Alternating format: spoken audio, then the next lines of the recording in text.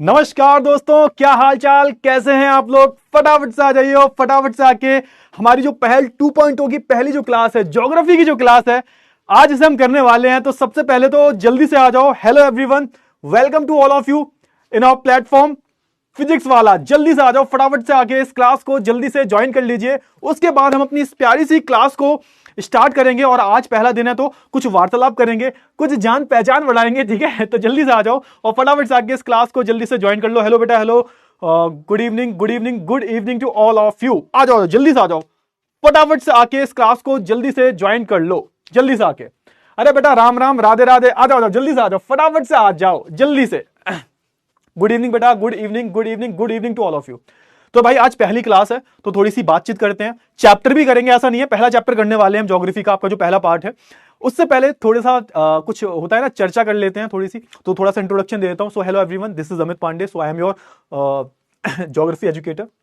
History भी पढ़ाता हूं मैं, और अब से मैं आपको ज्योग्राफी पढ़ाने वाला हूं। और अब से हम ज्योग्राफी को ऐसे पढ़ेंगे जैसे कि मतलब कोई केस स्टडी चल रही हो, क्योंकि geography is all about visualization, है ना। ज्योग्राफी में जितने अच्छे से आप विजुअलाइज कर सकते हो उतने ही अच्छे से आपको जो है ज्योग्राफी समझ में आएगी। और मैं एक बताता हूं आपको, बात बताता हूं, बहुत ही इंटरेस्टिंग सी चीज बताता हूं। ज्योग्राफी में जो भी आप थ्योरी देखते हो ना, थ्योरी पार्ट जो देखते हो, एक्सेप्ट चैप्टर 1, सारे जो चैप्टर्स हैं ना आपके, वो इमेजिनेशन के ऊपर है, सारे विजुअलाइजेशन के ऊपर है। एक भी चैप्टर ऐसा नहीं है जिसमें बहुत ज्यादा थ्योरी है, वो थ्योरी सिर्फ देखने की है, पहले चैप्टर को छोड़ के, ज्योग्राफी एज अ डिसिप्लिन। और उसको आज जो हम करने वाले हैं, और उस चैप्टर को भी इतने अच्छे से पढ़ने वाले हैं ना, मजा आ जाएगा, है ना। हाँ बेटा, वैष्णवी बेटा, बोलो बोलो, क्या बोलना है आपको। I want to say something, बेटा बोलो, जल्दी से बोलो, फटाफट से बोलो। आज आपकी बात ही सुनने आया हूं मैं। आज जो भी हम करेंगे बहुत अच्छे से पढ़ने वाले हैं। और उससे पहले मैं आपको बहुत अच्छे से जान जाऊं, क्योंकि बाकी की जो क्लासेस लगेंगी तो उसमें थोड़ा सा होता है ना, एक वन वे कम्युनिकेशन जब होता है तो समझ में नहीं आती चीजें। जब दोनों तरफ से कम्युनिकेशन प्रॉपरली हो रहा है ना, तो मजा आता है ना। आयुष बेटा, कुछ और बात कर लो यार। जानते हो फिर काय पूछते हो, है। चलिए चलिए, बताओ, फटाफट से बताओ, जल्दी से आ जाओ, जल्दी से आ जाओ, फटाफट से आके। हेलो बेटा, हेलो सिंपल, हेलो सुमित, हाय समीम, ओके, जिया, हेलो बेटा, हंस, नमस्ते बेटा, नमस्ते। चले चले, बहुत ही अच्छी बात है, बहुत ही उम्दा बात है। वेरी गुड बेटा। राधे राधे बेटा, गुड इवनिंग। हाँ, स्टार्ट करें, फटाफट से बताओ, जल्दी से एक मिनट, पेन कहां गया।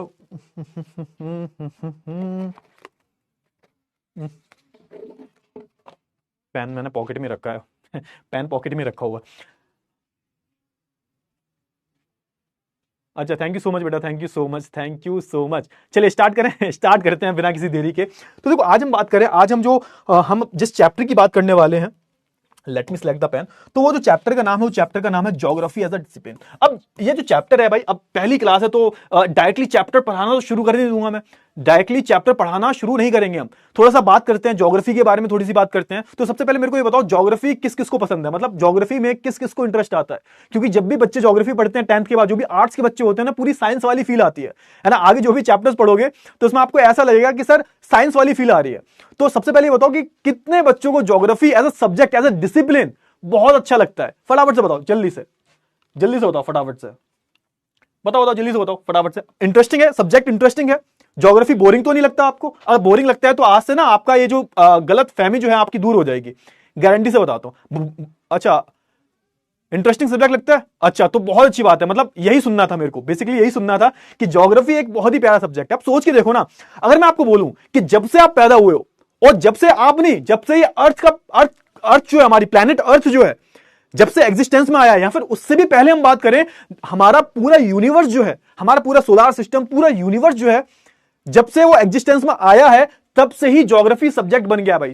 दुनिया का एक ऐसा सब्जेक्ट है जो सबसे पहले सब्जेक्ट बना, सबसे पहले विषय बना। एक कौन सा था? ज्योग्राफी था भाई। बिग बैंग थ्योरी से लेके जो आज आप 2024 में खड़े हुए हो, है ना, मतलब बिलियन साल पहले की बात कर रहा हूं मैं, 5.4 बिलियन साल पहले की बात कर रहा हूं मैं, 5.5, 4.6 जो भी है, व्हाटएवर नंबर इज, लेकिन बहुत लंबे समय की बात कर रहा हूं।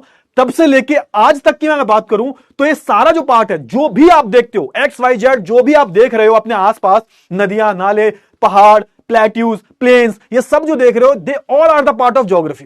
पहली बात तो ये है। तो ज्योग्राफी से ना आप बच नहीं सकते, भले ही आप ज्योग्राफी पढ़ो ना, लेकिन ज्योग्राफी सब्जेक्ट से आप बच नहीं सकते, आप इसका पार्ट हो एक्चुअली। और यही जो है ना, आज हम पहले लेक्चर में सुनेंगे, यही आज जो हम पहले लेक्चर में पढ़ने वाले हैं। सबसे पहले ये जान लेते हैं क्लास 11th में थ्रू आउट द ईयर हम क्या पढ़ने वाले हैं। सो बेसिकली क्लास 11th की अगर मैं ज्योग्राफी की बात करूं, बेटा मैं गारंटी से कहता हूं जब आप क्लास 12th में आओगे ना, क्लास 11th की ज्योग्राफी को आप मिस करोगे। और यूपीएससी में जो ज्योग्राफी आती है, या फिर जो भी अच्छे अच्छे एग्जाम्स होते हैं, उनमें जो ज्योग्राफी आती है, वो मैक्सिमम ज्योग्राफी जो होती है वो क्लास 11th से ही होती है, क्योंकि मेन में जो चैप्टर्स है ना, और कुछ अलग नहीं है। ज्योग्राफी 11th की ज्योग्राफी में कुछ भी अलग नहीं है। आप सारे चैप्टर्स उठा के देख लो, पार्ट 1 में, पार्ट 2 में जो भी आपने चैप्टर्स पढ़े हैं, उसका जो बेसिक है ना, वो आपने 6, 7, 8, 9, 10th में पढ़ रखा है ऑलरेडी। नहीं मानते तो देख लो अभी खोल के। सारे जो चैप्टर्स है, बहुत सारे चैप्टर्स ऐसे भी हैं जिनका नाम भी सेम है। तो यहां पे हम कुछ नहीं पढ़ेंगे। 11th क्लास में जो एक हायर लेवल है ना, उसके बारे में पढ़ने वाले हैं। बेटा सर आप कहां से हो? बेटा मैं कहां से हूं? मैं दिल्ली एनसीआर से हूं, ठीक है।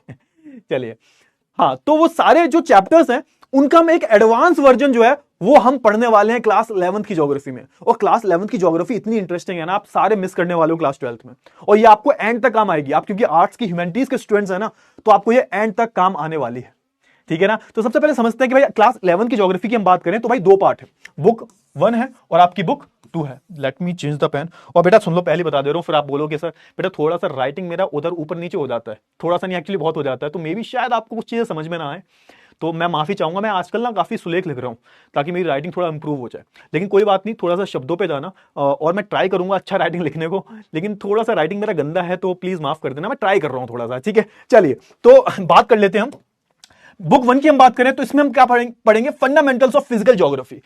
फिजिकल ज्योग्राफी का मतलब क्या होता है? जो भी चीज आपको दिख रही है, अब जो भी चीज आपको दिख रही है, अब वो दिख क्यों रही है? ऐसी है क्यों? उनकी शेप ऐसी कैसी है भाई? प्लेन्स, जहां आप जाते हो थोड़ा सा नॉर्थ में निकल जाओगे आपको पहाड़ दिखेंगे, थोड़ा सा नीचे जाओगे आपको प्लेट्यूज दिख जाएंगे, थोड़ा सा वेस्ट में जाओगे वेस्टर्न घाट है, ईस्ट में जाओगे ईस्टर्न घाट है।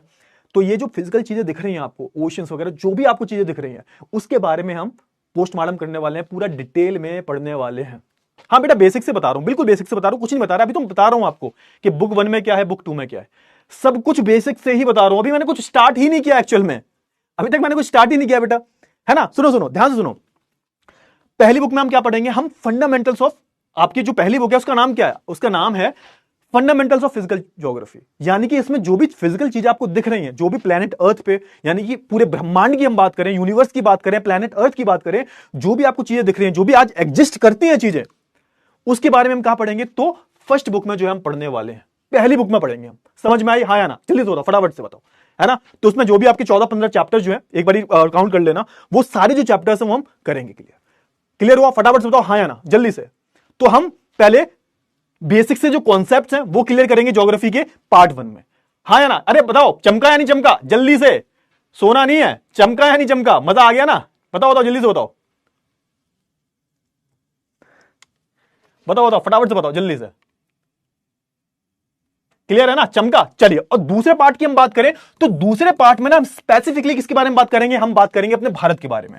मतलब हमारे जो भारत की फिजिकल एनवायरनमेंट है, जो भारत में आपको जैसी जो फिजिकल चीजें दिखती हैं, नदियां हो गए, कुछ भी हो गया XYZ, ये चाहे वो माउंटेन्स हो गए, चाहे वो रिवर्स हो गई, चाहे वो प्लेट्यूज हो गए, चाहे वो नदर्न घाट हो गया, सदर्न सॉरी मैं कह रहा हूं, वेस्टर्न घाट हो गए, ईस्टर्न घाट हो गए, ये सारी जो चीजें हैं वो हम किस में पढ़ेंगे? हम बुक 2 में पढ़ने वाले हैं। तो आपके बेसिक थोड़े से क्लियर करो। आपकी 11th में 2 बुकें हैं, है ना। फर्स्ट बुक में हम क्या पढ़ेंगे? तो भैया हम फिजिकल फीचर्स के बारे में बात करेंगे कि जो ज्योग्राफी में चीजें आपको दिखती हैं, जो भी जहां भी आप एग्जिस्ट करते हो, है ना, वो है क्यों, उसके पीछे के कारण क्या है, उसके बारे में हम बात करेंगे। दूसरी बुक में स्पेसिफिकली हम इंडिया के बारे में बात करेंगे, इंडिया के फिजिकल एनवायरमेंट के बारे में जो है बात करेंगे। बिल्कुल बेटा, ड्रेनेज सिस्टम, एग्जैक्टली आपने क्लास 9 में भी पढ़ा है, अब भी पढ़ोगे आप, है ना। और प्लस क्या होगा, इसी बुक से रिलेटेड आप जो है मैप का काम भी करने वाले हो, है ना। मैप वर्क, आप मैप वर्क भी करने वाले हो।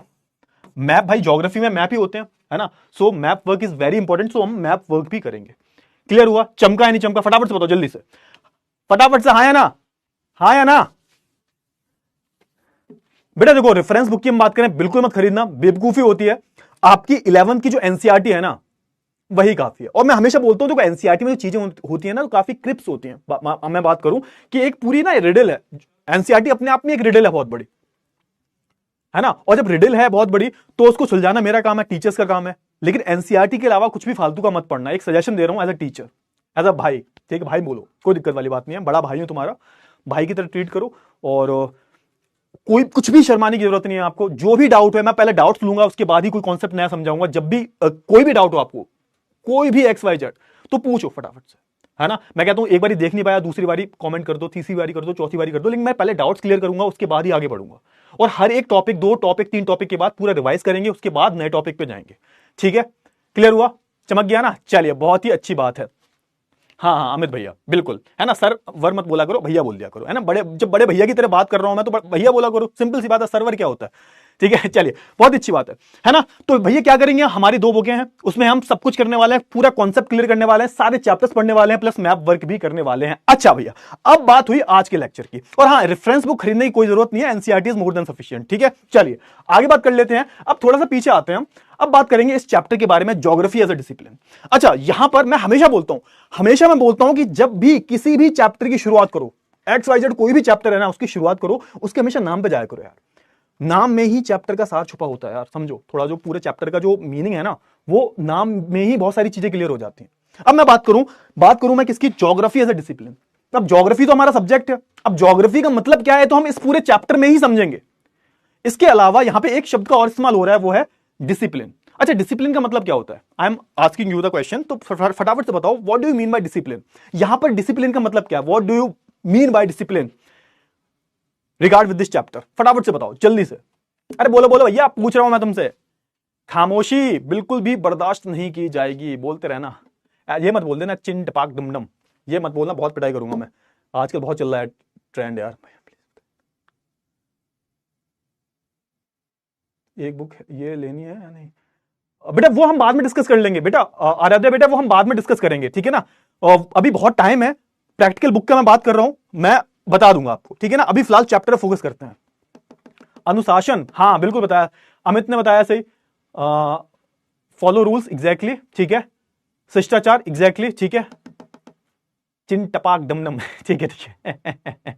चलिए, इंडिपेंडेंट सब्जेक्ट, एग्जैक्टली, शुभ सिंह, वेरी गुड बेटा। हाँ चलो, बहुत बढ़िया, बहुत ही अच्छा, आप सबने बढ़िया कोशिश की है ना, सबने अच्छी कोशिश की है।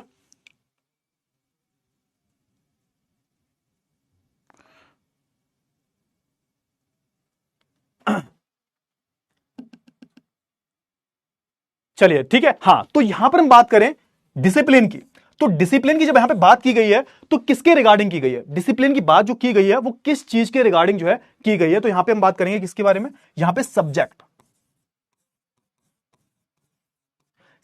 के रिगार्डिंग, यानी कि हम यहां पर ज्योग्राफी को एक विषय की तरह पढ़ेंगे, एक सब्जेक्ट की तरह पढ़ेंगे।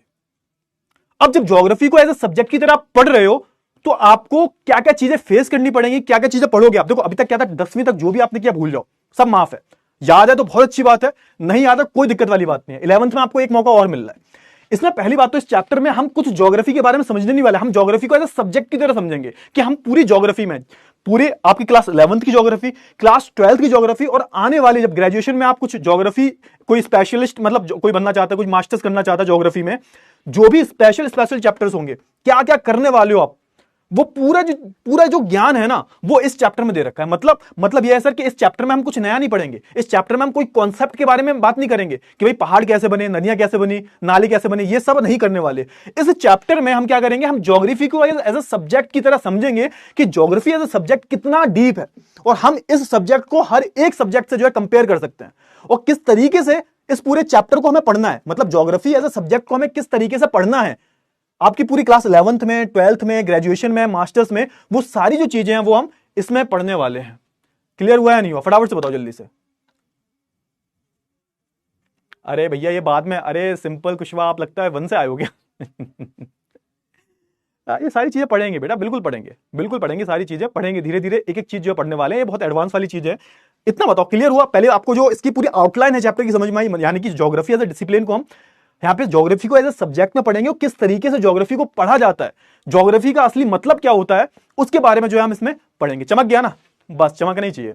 तो देखो, ज्योग्राफी की यहाँ पे एक प्रॉपर कोई डेफिनेशन नहीं बताई है, इसमें बहुत सारे एग्जांपल्स के थ्रू यहाँ पे बताने की कोशिश की गई है कि ज्योग्राफी का असल मायने में मतलब क्या होता है, ज्योग्राफी दूसरे सब्जेक्ट से रिलेटेड कैसे होती है, दूसरे जो डिसिप्लिन्स हैं इनसे कैसे रिलेटेड होती है, तो ये सारी चीजें डिस्कस करेंगे। मैं पहले बता रहा हूं, ये जो चैप्टर है बच्चों को बहुत बोरिंग लगता है ना, क्योंकि इसमें थ्योरी बहुत ज्यादा है ना। इस चैप्टर ऐसा चैप्टर है, हम चार्ट्स के थ्रू नहीं पढ़ सकते, हम बहुत ज्यादा थ्योरी है, बहुत ज्यादा फिलॉसफी है, और क्योंकि तुम आर्ट्स के स्टूडेंट हो, तुम्हें तो फिलॉसफी अच्छी लगनी चाहिए ना। तो यहां पे हम क्या करेंगे, थोड़ा सा ज्ञान वाली बातें करेंगे। इसमें कोई भी, इस चैप्टर में अभी से बता रहा हूं, कोई भी कॉन्सेप्ट नहीं है, कोई भी कॉन्सेप्ट नाम की चीज नहीं है। इसमें बस यही बताया गया है कि ज्योग्राफी की इंपॉर्टेंस क्या है। तो मुझसे ना बहुत ज्यादा कोई एक्सपेक्टेशन मत रखना कि ये जो चैप्टर होगा इसमें ज्योग्राफी के बारे में सर, मतलब ज्योग्राफी के अंदर के जो कॉन्सेप्ट हैं उसके बारे में सर बताएंगे। कॉन्सेप्ट वगैरह कुछ नहीं है इस चैप्टर में। इस चैप्टर में सिर्फ और सिर्फ जो है क्या किया गया है, यहां पे ज्ञान दिया गया है ना। ज्ञान किस चीज का दिया गया है कि ज्योग्राफी इतनी इंपॉर्टेंट क्यों है, सिंपल सी बात है। समझ में आ गया।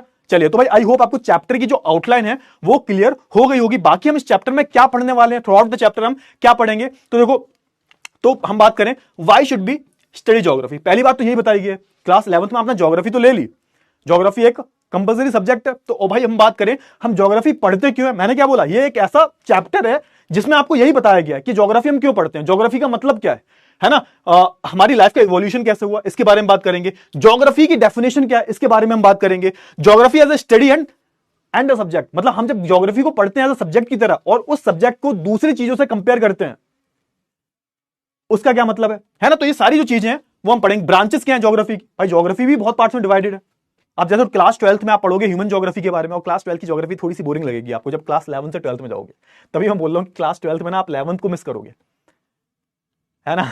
ठीक है, और देखो मेथड्स और टेक्निक की बात करेंगे। ज्योग्राफी में हम कौन कौन सी नई नई टेक्निक और मेथड्स को ऐड कर दिया है, इसलिए हमने अपनी लाइफ को बहुत आसान बना लिया। ये सारी चीजें हो गई, ह्यूमन हो गया, इंटरफेयर ये सारी जो चीजें हैं ना, ये सारी चीजें हम डिस्कस करेंगे। ये बहुत आगे की चीजें, interference, bio geography, physical geography, है ना, ह्यूमन ज्योग्राफी, इन सब के बारे में जो हम बात करेंगे। क्लियर हुआ। आज की फिलहाल हम बात करें, आज थोड़ा सा इंट्रोडक्टरी पार्ट है और आज हम कुछ ज्यादा नहीं पढ़ेंगे। आज सिर्फ और सिर्फ जो हम थोड़े अपने बेसिक्स क्लियर करेंगे और बहुत सारे एग्जाम्पल्स के साथ में हम यहां पर इस पूरे चैप्टर को समझेंगे। देखो यहां पे इस पूरे चैप्टर में याद रखना एग्जाम्पल्स का ही खेल है। मैं अलग अलग एग्जाम्पल लेके आपको ज्योग्राफी का इंपॉर्टेंस बताऊंगा कि भाई ज्योग्राफी हमारी लाइफ में कितना इंपॉर्टेंस रखती है। ठीक है, अब ये मत कहना बीच में सर बोरिंग बहुत ज्यादा है, भाई बोरिंग नहीं है, इसमें ज्ञान ज्यादा दिया गया है, बस ज्ञान ही दिया गया है। उस ज्ञान को आपको लेना है, एग्जाम पॉइंट ऑफ व्यू से पढ़ लो यार। बाकी इसके बाद मैं गारंटी देता हूं जितने भी चैप्टर्स हैं वो इतने मजेदार चैप्टर्स हैं ना, मजा आ जाएगा। मतलब सब सिर्फ और सिर्फ विजुअलाइजेशन, कुछ नहीं करना, आप खाली बैठना मेरे साथ में और मैं बोलूं आंख बंद करके विजुअलाइज करो कि ये चीजें कैसे हो रही होंगी। बस ये चैप्टर को छोड़ दो, इस चैप्टर में माफ कर दो मेरे को बस।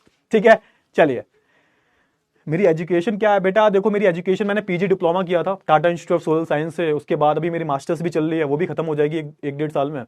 और मैंने बीकॉम भी किया है। बाकी फिर मैंने कई सारे गवर्नमेंट एग्जाम्स भी दिए हैं। तो भाई यही एजुकेशन है। बाकी इतना एजुकेट हूं मैं कि आपको पढ़ा सकता हूं मैं।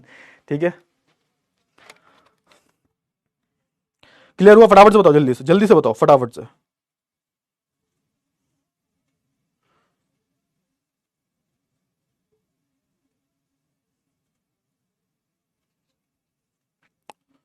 ठीक है, क्लियर हुआ।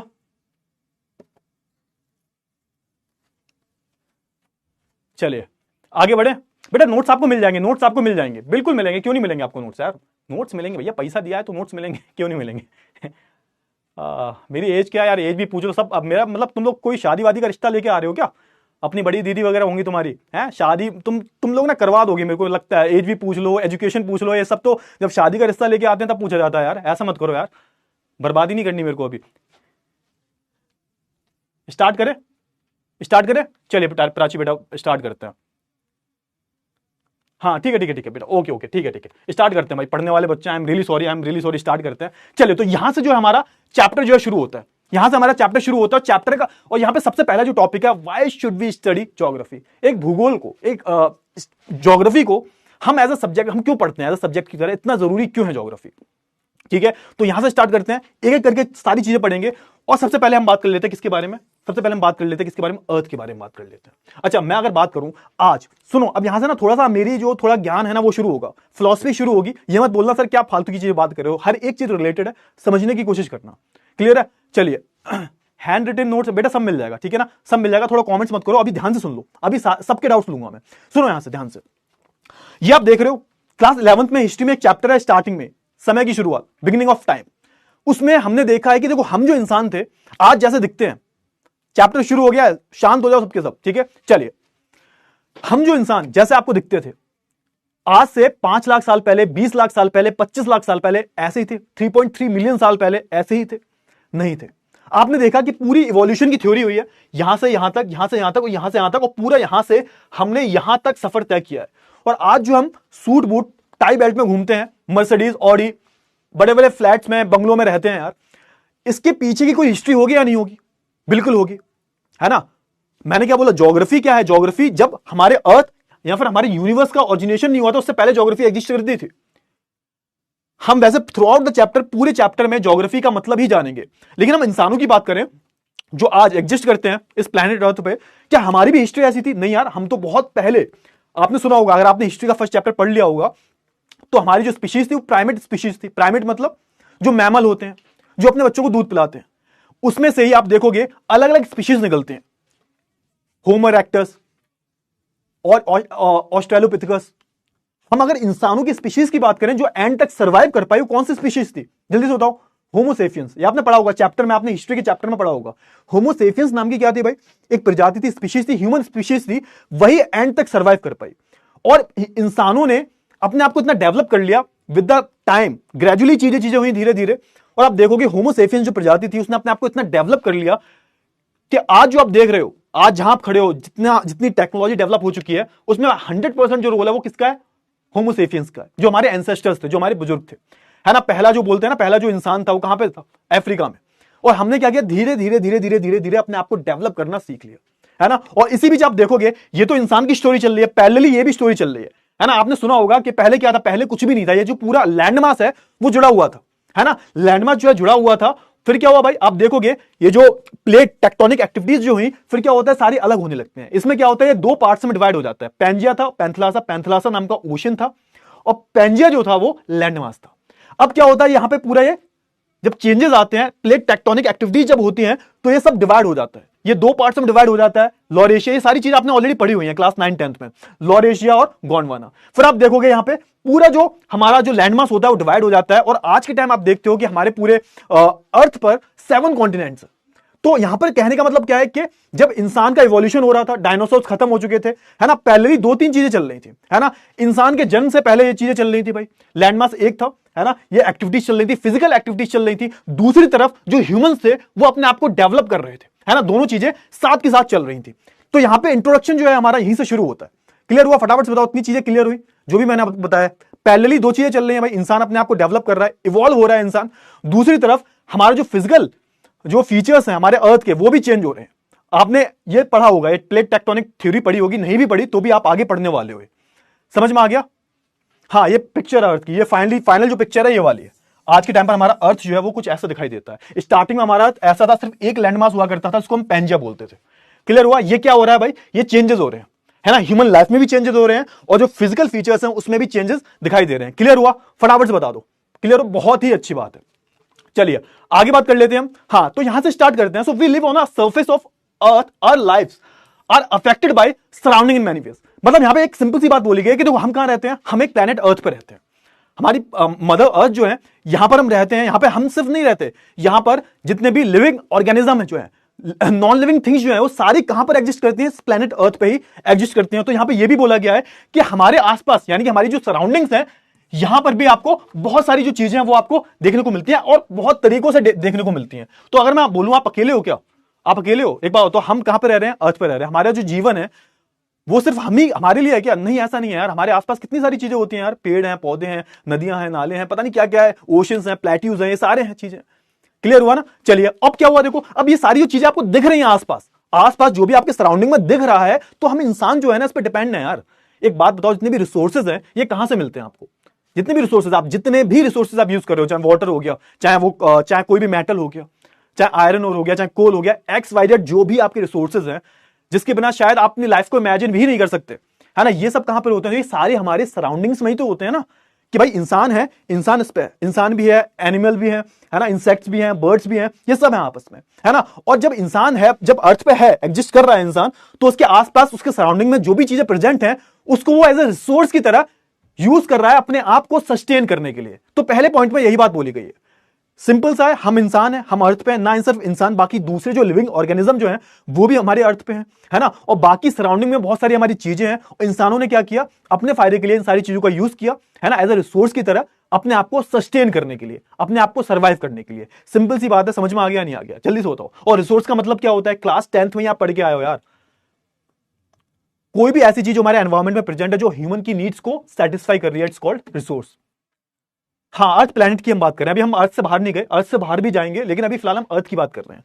ठीक है, क्लियर हुआ? तो अपने आप को सस्टेन रखने के लिए, क्लियर हुआ, इंसानों ने क्या किया, इंसानों ने रिसोर्सेज को इस्तेमाल करना शुरू कर दिया। सो यहां पे वही लिखा, we depends on the sources to sustain ourselves in the surrounding area. अरे बताओ चमका या नहीं चमका, फटाफट से बताओ क्या है? ठीक है, आगे बढ़े, आगे बढ़े, चलिए। So with the passage of time, अब टाइम के साथ साथ क्या हुआ, वी डेवलप टेक्नोलॉजी। अब हुआ क्या देखो, है ना, अब मैंने जस्ट अभी आपको थोड़ी देर पहले बताया कि इंसान क्या था, इंसान तो बंदर था यार, इंसान तो एप था, बंदर था, है ना। हमने इवोल्यूशन की थ्योरी को पकड़ा और हमने इंसान बन गए हम लोग। हमने क्या किया, विद द टाइम हमने अपने आप को मेंटली भी स्ट्रांग किया, और जब मेंटली बहुत स्ट्रांग हो गया, मेंटली हमारा जो ब्रेन था बहुत ज्यादा आगे बढ़ गया, तो हमने क्या किया भाई, हमने क्या किया भाई, हमने जो है अलग अलग तरीके की जो टेक्नोलॉजी जो है वो डेवलप कर दी, है ना। और फिर हमने क्या किया भाई, और हमने फिर जो है अलग अलग तरीके के जो नेचुरल रिसोर्सेज हैं, फूड जो है, उनको प्रोड्यूस करना जो है शुरू कर दिया, मतलब with the help of technology. यहां पे टेक्नोलॉजी का बहुत बड़ा रोल है, और टेक्नोलॉजी का मतलब अभी की टेक्नोलॉजी से नहीं है, जो भी टेक्नोलॉजी जो है यार, स्टार्टिंग में आप देख लो कि मान के चलो खेती नहीं होती होगी, है ना, जब इंसान खेती करना नहीं जानता होगा और जब खेती करना जान गया, उसके बीच का जो टाइम गैप होगा, उसमें क्या हुआ होगा, किसी ने हल बना दिया होगा। तो हल भी तो क्या एक टेक्नोलॉजी है ना, जिससे आप खेत को जोतोगे, है ना, पूरा जो खेत को प्लग करोगे आप, तो वो क्या हो गया, वो हल हो गया, है ना। तो हल का भी तो किसी ने विकास किया होगा। जैसे हम बात करें टायर का, सबसे पहला जो इन्वेंशन माना जाता है वो व्हील्स को माना जाता है, व्हील्स जो होते हैं, है ना। अब व्हील्स का भी तो इन्वेंशन किसने किया होगा यार, एक जगह से दूसरी जगह जाने के लिए, क्लियर हुआ। तो ये भी क्या, ये भी इन्वेंशन है, it's a part of the technology. अब वो अलग बात है कि भाई विद द टाइम ये चीजें जो है बहुत ज्यादा एडवांस हो गई हैं, सिंपल सी बात है। तो यहां पे वही लिखा हुआ है, ध्यान से पढ़ो, with the passage of time, जैसे जैसे टाइम बीतता गया, उसके बाद क्या हुआ, we develop technologies and start producing our foods using natural resources such as land. हाँ, तो हमने क्या किया, हमने जितने भी रिसोर्सेज हैं, रिसोर्सेज क्या है भाई, लैंड भी एक रिसोर्स है ना, सॉइल यानी कि जो मिट्टी है वो भी एक रिसोर्स है यार, बिना सॉइल की खेती कैसे करोगे, सो soil is a part of resource, है ना। और क्या हुआ भाई, वाटर इज अ रिसोर्स है, बिना पानी की जिंदा कैसे रहोगे। तो इन सारे रिसोर्सेज का यूज करके हमने क्या किया, with the help of technology, plus technology जोड़ देना इसमें, हमने क्या किया, हमने जो है अलग अलग चीजों को प्रोड्यूस करना शुरू कर दिया, हमने अलग अलग रिसोर्सेज को यूज करना शुरू कर दिया। We adjusted our food habits and clothing according to the prevailing weather condition. अब सुनो, यहां पे हमने सिर्फ और सिर्फ टेक्नोलॉजी का यूज नहीं किया, हमने सिर्फ और सिर्फ रिसोर्सेज का यूज नहीं किया, बल्कि जो फिजिकल एनवायरमेंट है उसके अकॉर्डिंग जो है अपने आप को ढालना शुरू कर दिया। इसका मतलब क्या हुआ, तो वही मैंने बोला ना कि एग्जाम्पल से समझेंगे, सिंपल सी बात है। यानी कि मैं बोलूं कि भाई कोई कश्मीर का बंदा है, वो हाफ टी शर्ट पहन के थोड़ा घूमेगा रात में, भाई ठंड लग जाएगी उसे। अब कोई साउथ में जब गर्मी बहुत ज्यादा पड़ती है, तो वहां पे तुम स्वेटर पहन के थोड़ा घूमोगे, तो भैया साउथ का बंदा अलग है, साउथ इंडिया में जाओगे तो वहां पे अलग तुम्हें बंदा मिलेगा, उनका कल्चर अलग होगा। अब तुम नॉर्थ इंडिया जाओगे और ऊपर बिल्कुल नॉर्थ में चले जाओगे आप, तो वहां पे जो लोग होंगे उनका पहनावा होगा वो अलग होगा, है ना। तो it's a part of geography. अब ज्योग्राफी जो है उनके कल्चर को डिफाइन कर रही है। सोच के देखो, यहां पे क्या लिखा हुआ है कि जो भाई वेदर कंडीशन है, weather is a part of geography, है ना। वेदर कंडीशन जो होती है उसके हिसाब से इंसान ने क्या किया, अपना पहनावा बदल दिया। तो जो भाई नॉर्थ इंडिया में, जो हिमाचल में, कश्मीर में, जो उत्तराखंड में लोग बैठे हुए हैं, ये क्या पहनते हैं भाई, स्वेटर वगैरह मोटे कपड़े पहनते हैं, ठंड होती है ना। वही हम बात करें साउथ में, आप जाओगे तो वहां पे ठंडी नहीं पड़ती, वहां पे बहुत कम ठंड पड़ती है। उसके अलग कारण है, उसके अलग रीजन है, बट वहां पे जो पहनावा है वो अलग है। समझ में आया। तो इंसानों ने उस वेदर कंडीशन के अकॉर्डिंग, उस क्लाइमेट के अकॉर्डिंग जो है अपने आप को जो है ढालना सीख लिया। तो हमने अपने आप को नेचर के अकॉर्डिंग भी बदला है, और हमने अपने हिसाब से नेचर को भी बदला है। समझ में आ गया? जल्दी से बताओ, फटाफट से बताओ। रिपीट कर देंगे, है ना। हाँ, रिपीट कर रहे हैं बेटा, बिल्कुल रिपीट कर रहे हैं, बिल्कुल रिपीट कर रहे हैं, करेंगे रिपीट। पहले ये बताओ, इतना बहुत मतलब चीजें कुछ समझ में आई, 5% 10% समझ में आया नहीं आया, ये बताओ पहले, है समझ में आया नहीं आया।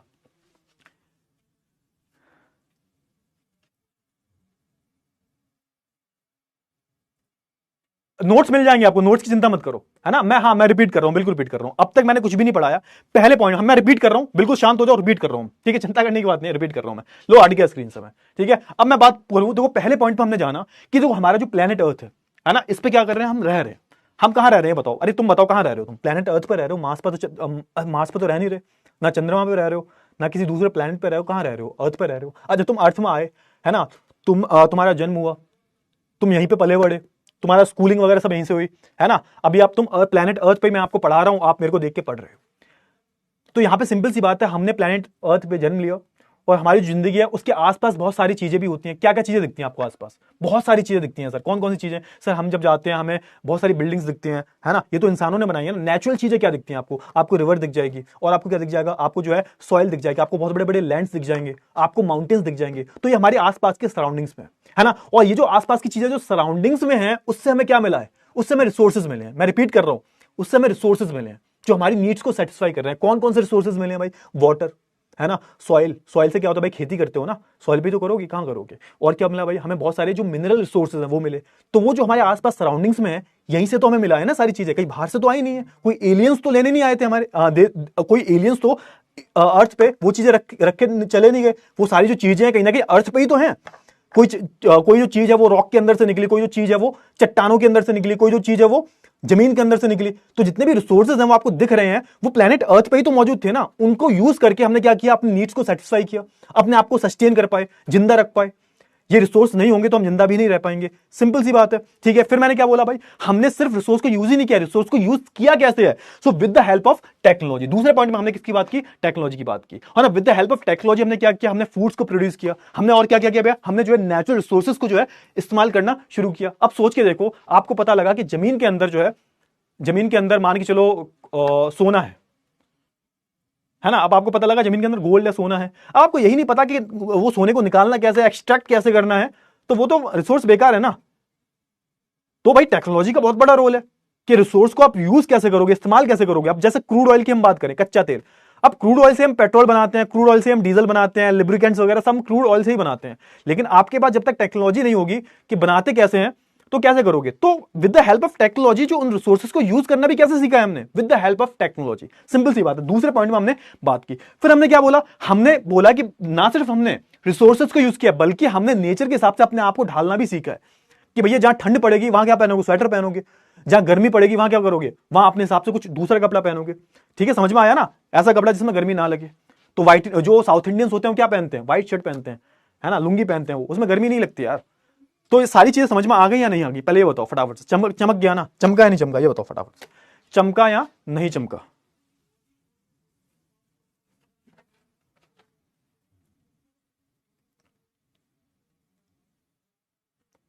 चमका या नहीं चमका?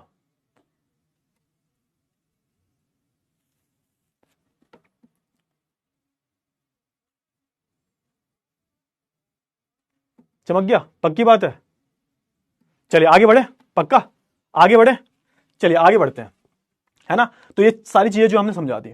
अब देखो यहां पे थोड़ा सा आगे बढ़ते हैं। पूरा देखो, पूरे चैप्टर में ऐसा मत समझना कि सर ये बहुत ज्यादा थ्योरी। बेटा थ्योरी है इस चैप्टर में, इस चैप्टर में थ्योरी ही थ्योरी है। इसको कॉन्सेप्ट को आपको with the help of examples ही समझना पड़ेगा। चलिए बहुत ही अच्छी बात है, बहुत ही अच्छी बात है। अब यहां पे ना एक बहुत ही इंपॉर्टेंट स्टेटमेंट दिया गया है, और इस स्टेटमेंट को ना आप अपने एग्जाम में भी कोट कर सकते हो। क्या दिया गया है? अब देखो यहां पर पढ़ो ध्यान से। सो geography equips you to appreciate diversity and investigate into the causes responsible for creating such variations over the time and space। सुनो यहां पे जल्दी से। अब ये ना स्टेटमेंट बहुत ही ज्यादा अटपटा सा लग रहा होगा, सर जी क्या बोल दिया, ये तो कुछ समझ में नहीं आया, ऊपर से निकल गया, ऊपर से एकदम गया पट से शॉर्ट, है ना, ये समझ में नहीं आया होगा, है ना। आपने यूपीएससी का एग्जाम दिया, अरे बेटा ये फालतू की बातें मत करो यार, पढ़ लो पहले। अब ये स्टेटमेंट का मतलब समझो। इस स्टेटमेंट का मैं मतलब बताऊंगा, और उसके बाद आप बताना कि भाई समझ में आया नहीं आया, है ना। नहीं आया फिर से रिपीट कर दूंगा। सुनो यहां से, यहां पे क्या बोल रहा है कि ज्योग्राफी जो है ना, वो हमें अप्रिशिएट करना सिखाता है। किस चीज को? डाइवर्सिटी को। डाइवर्सिटी को हम क्या बोलते हैं? इसको हम हिंदी में बोलते हैं विविधताएं। डाइवर्सिटी का सिंपल सा मतलब होता है कि हम सब जो है अपने आप में अलग अलग हैं। आपने सुना होगा ये वाला स्टेटमेंट बहुत बारी कि India is a diverse country, कि यार मेरे स्कूल में बहुत सारा डाइवर्सिटी। अब डाइवर्सिटी कैसी भी हो सकती है। अब मैं बोलूं कि तुम्हारी क्लास में कुछ मान के चलो कोई हिंदू है, कोई मुस्लिम है, कोई सिख है, कोई ईसाई है, तो ये क्या है? कि डाइवर्सिटी जो है, क्या हम सब अपने आप में अलग अलग है। हमारा पहनावा अलग अलग है, हमारा खान पान अलग अलग है, सब कुछ अलग अलग है। तो ये चीजें क्या होती हैं? ये चीजें डाइवर्सिटी तो होती हैं। आप कहीं जाते हो किसी दूसरे स्टेट में, वहां पे आपको अलग टाइप का कल्चर मिलता है। आप किसी दूसरे स्टेट में जाओगे, वहां पे अलग टाइप का कल्चर मिलेगा, है ना। तो ये सारी जो चीजें हैं, ये सारी जो चीजें हैं वो क्या है? डाइवर्सिटी। मतलब हम सब अपने आप में अलग अलग हैं। इसको हम क्या डिफाइन करते हैं? डाइवर्सिटी बोलते हैं। तो यहां पर बोला जा रहा है कि जो ज्योग्राफी है ना, वो डाइवर्सिटी को क्या करना सिखाती है? अप्रिशिएट करना सिखाती है। मतलब डाइवर्सिटी को प्रमोट करती है। और हमेशा हम ये भी बोलते हैं कि भाई जो भी डाइवर्सिटी होती है उसको हमें प्रमोट करना चाहिए, उसको हमें अप्रिशिएट करना चाहिए, है ना। कैसे बताती है भाई? सुनो देखो, है ना। And investigate into the causes responsible for the creating such variations over the time spend. और यहां पे ना सिर्फ वो डाइवर्सिटी को अप्रिशिएट करना सिखाती है, बल्कि वो जो डाइवर्सिटी है उसके पीछे का जो रीजन है, मतलब कॉज और इफेक्ट जो है, यानी कि ठीक है कि भाई जो साउथ के लोग हैं वो व्हाइट शर्ट पहनते हैं और लुंगी पहनते हैं, अब क्यों पहनते हैं वो भी बताएगा, वो भी ज्योग्राफी बताएगा। अब जैसे मैं बात करूं साउथ की, अब ध्यान सुनना, एक एग्जांपल दे रहा हूं साउथ की मैं बात करूं। साउथ में जो लोग होते हैं ज्यादातर व्हाइट शर्ट ही पहनते हैं, है ना, व्हाइट शर्ट और लुंगी। क्यों? क्योंकि उनके कल्चर का पार्ट है। इसका एक ज्योग्राफिकल रीजन क्या है भाई? ज्योग्राफिकल रीजन क्या है उनका? सिंपल सा है भाई, व्हाइट शर्ट पहनते हो तो उसमें रिफ्लेक्शन नहीं होता तो गर्मी नहीं लगती, गर्मी नहीं लगती, इसलिए व्हाइट शर्ट पहनते हैं। पहन के देखना एक बारी व्हाइट शर्ट, उसमें गर्मी कम लगती है as compare to other clothes. White shirt में गर्मी कम लगती है। अब कहने को तो ये क्या है, कहने को तो उनका व्हाइट शर्ट लुंगी उनके कल्चर का पार्ट है, लेकिन it's also a part of geography कि भैया गर्मी नहीं लगती उसमें। समझ में आ गया? समझे ना एग्जाम्पल देके।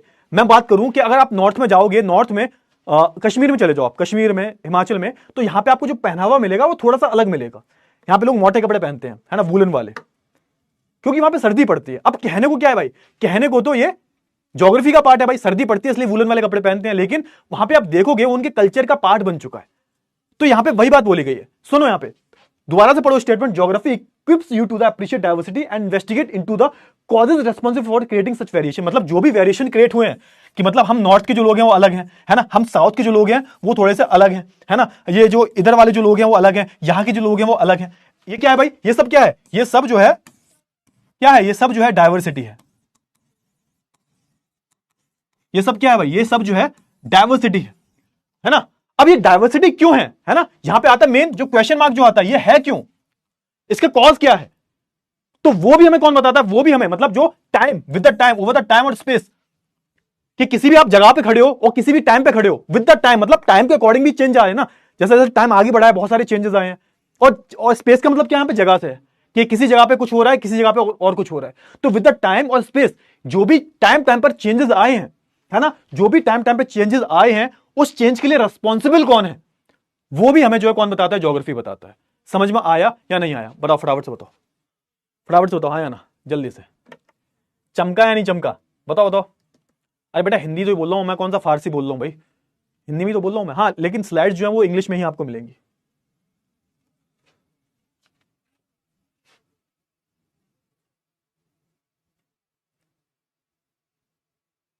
स्टेटमेंट दोबारा समझा दूं? पक्की बात है? दोबारा स्टेटमेंट दोबारा समझा दूं? जल्दी से बोलो फटाफट से, दोबारा समझा दूं? फटाफट से बोलो, रिपीट कर दूं? रिपीट कर दूं? चलिए तो एक बार और रिपीट कर देता हूं। चलो कुछ बच्चे कह रहे हैं समझ में नहीं आया, तो सिंपल सा मतलब है, यहाँ पे मैं बहुत ही सिंपल सी भाषा में समझाता हूं कि जो डाइवर्सिटी है, मतलब आप कहीं भी कुछ अलग अलग डाइवर्सिटी देखते हो, बहुत दुनिया बहुत बड़ी है ना, अलग अलग लोग हैं, और जो अलग अलग लोग हैं इनका पहनावा अलग है, खान पान अलग है, इनका रिलीजन अलग है, कल्चर अलग है, हम सब अपने आप में क्या है? अलग अलग है। और यही चीज किसको बताती है? यही चीज बताती है डाइवर्सिटी को। तो डाइवर्सिटी का मतलब क्या होता है कि हम सब जो है अपने आप में अलग है ना। तो ये जो अलगपन होता है हमें, उसको ना डाइवर्सिटी क्या करता है? अप्रिशिएट करता है भाई, क्योंकि ये जो अलगपन है, मतलब ये जो डाइवर्सिटी है क्यों? ज्योग्राफी की वजह से भाई। यहां पे अलग ज्योग्राफी है, हमारी साउथ इंडिया की अलग ज्योग्राफी है, नॉर्थ इंडिया की अलग ज्योग्राफी है, और उस ज्योग्राफी के अकॉर्डिंग जो है यहां पे आपको अलग अलग लोग देखने को मिलेंगे, यहां पे आपको अलग लोग देखने को मिलेंगे। तो ये क्या हो गया? It's a part of diversity. तो सिंपल सा मतलब है कि ज्योग्राफी जो है वो डाइवर्सिटी को क्या कर रही है? अप्रिशिएट कर रही है ना, कह रही है बहुत बढ़िया है, ठीक है, और हमें भी डाइवर्सिटी को अप्रिशिएट करना चाहिए। लोग बोलते हैं ना तभी शांति बनी रह सकती है, तो ऐसी ज्योग्राफी जो है वो डाइवर्सिटी को अप्रिशिएट करता है। प्लस यहां पे ये पहला स्टेटमेंट था, ये था पहला स्टेटमेंट। प्लस दूसरे स्टेटमेंट में क्या बोल रहा है कि ना सिर्फ ये डाइवर्सिटी को अप्रिशिएट करता है, बल्कि उसके पीछे के जो कॉजेज हैं कि भाई ऐसा हो क्यों रहा है। मतलब मान के चलो इस बेल्ट पे जो है आप देखोगे, यहां पे आओगे, ये वाली जो बेल्ट है, यहां पर राइस की खेती बहुत होती है। अब राइस की खेती इधर ही क्यों ज्यादा होती है? अब ऐसा थोड़ा कि तुक्का है, मतलब होती है, अब सर कहीं भी कर लो राइस की खेती, ऐसा थोड़ा होता है। राइस की खेती भाई इधर क्यों ज्यादा होती है?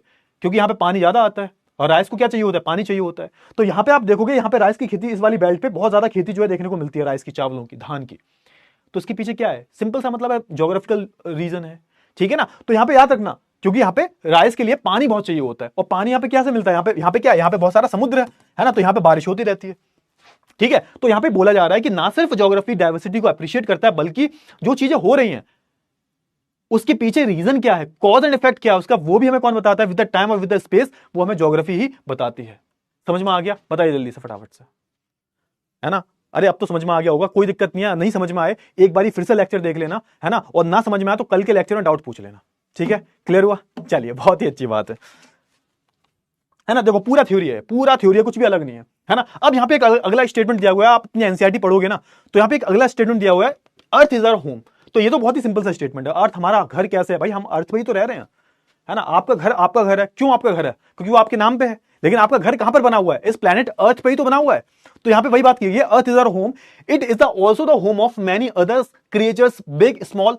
अब ये भी बहुत एक लॉजिकल बात बोली गई है कि ना सिर्फ इंसान, अर्थ पर सिर्फ इंसान रहते हैं, नहीं जी, अर्थ पर तो बहुत सारे क्रिएचर्स रहते हैं, छोटे से छोटे, बड़े से बड़ा।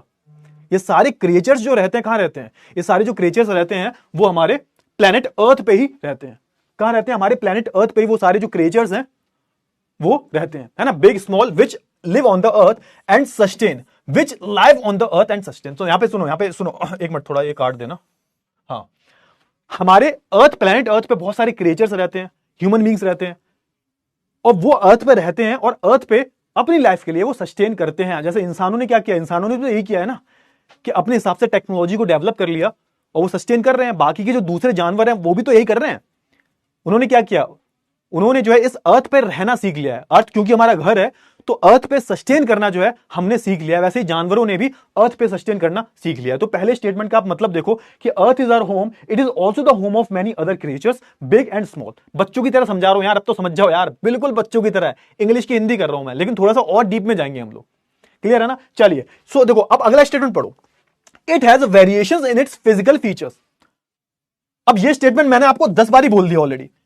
फिजिकल फीचर्स में वेरिएशन कैसे हैं, जैसे लाओ ठीक है बताता हूं मैं फिजिकल फीचर्स में वेरिएशन कैसे हैं। थोड़ा सा इरेज करता हूं ये, ठीक है, थोड़ा सा इरेज करता हूं मैं, ठीक है। चलिए फिजिकल फीचर्स में वेरिएशन कैसे हैं, तो देखो यहां पे भाई, ये क्या है आपका, ये आपका नॉर्थ इंडिया है, नॉर्थ है ना पूरा प्रॉपर, ये है ना। तो ये जो बेल्ट आप पूरी देखोगे, है ना, यहां पे आपको क्या मिलेंगे, आपको यहां पे आपको माउंटेन्स मिल जाएंगे, है ना। ये पूरा ये नेपाल है ना, तो यहां पे भी आपको माउंटेन्स मिलेंगे, है ना, ठीक है, माउंटेन्स मिलेंगे। यहां पे क्या मिलेंगे आपको, माउंटेन्स,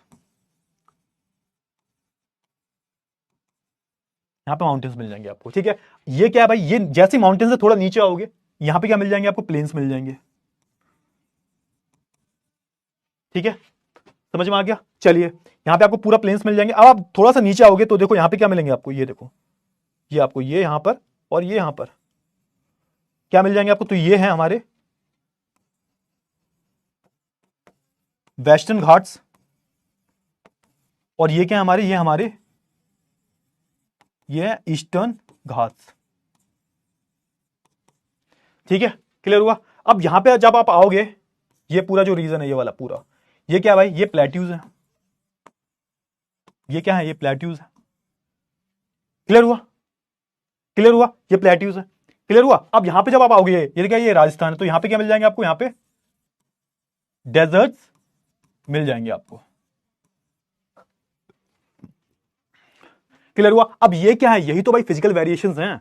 आपको कोई भी एक जैसी चीज नहीं मिल रही है, एक जैसी चीज कहीं भी नहीं मिल रही आपको। इधर यहां पे आपको माउंटेन्स मिल रहे हैं, उसके नीचे आपको प्लेन्स मिल रहे हैं, उसके नीचे आपको क्या मिल रहा है भाई, प्लेट्यूज मिल रहे हैं, इधर नॉर्थ और वेस्ट और ईस्ट में आपको घाट्स मिल रहे हैं, क्लियर हुआ। तो ये सब क्या है भाई, ये सब फिजिकल वेरिएशन है। फिजिकल वेरिएशन, मैं इंडिया के रिगार्डिंग बात कर रहा हूं, मैं पूरे वर्ल्ड की बात नहीं कर रहा। आप इंडिया के बारे में ही पता कर लोगे तो बहुत बड़ी बात है।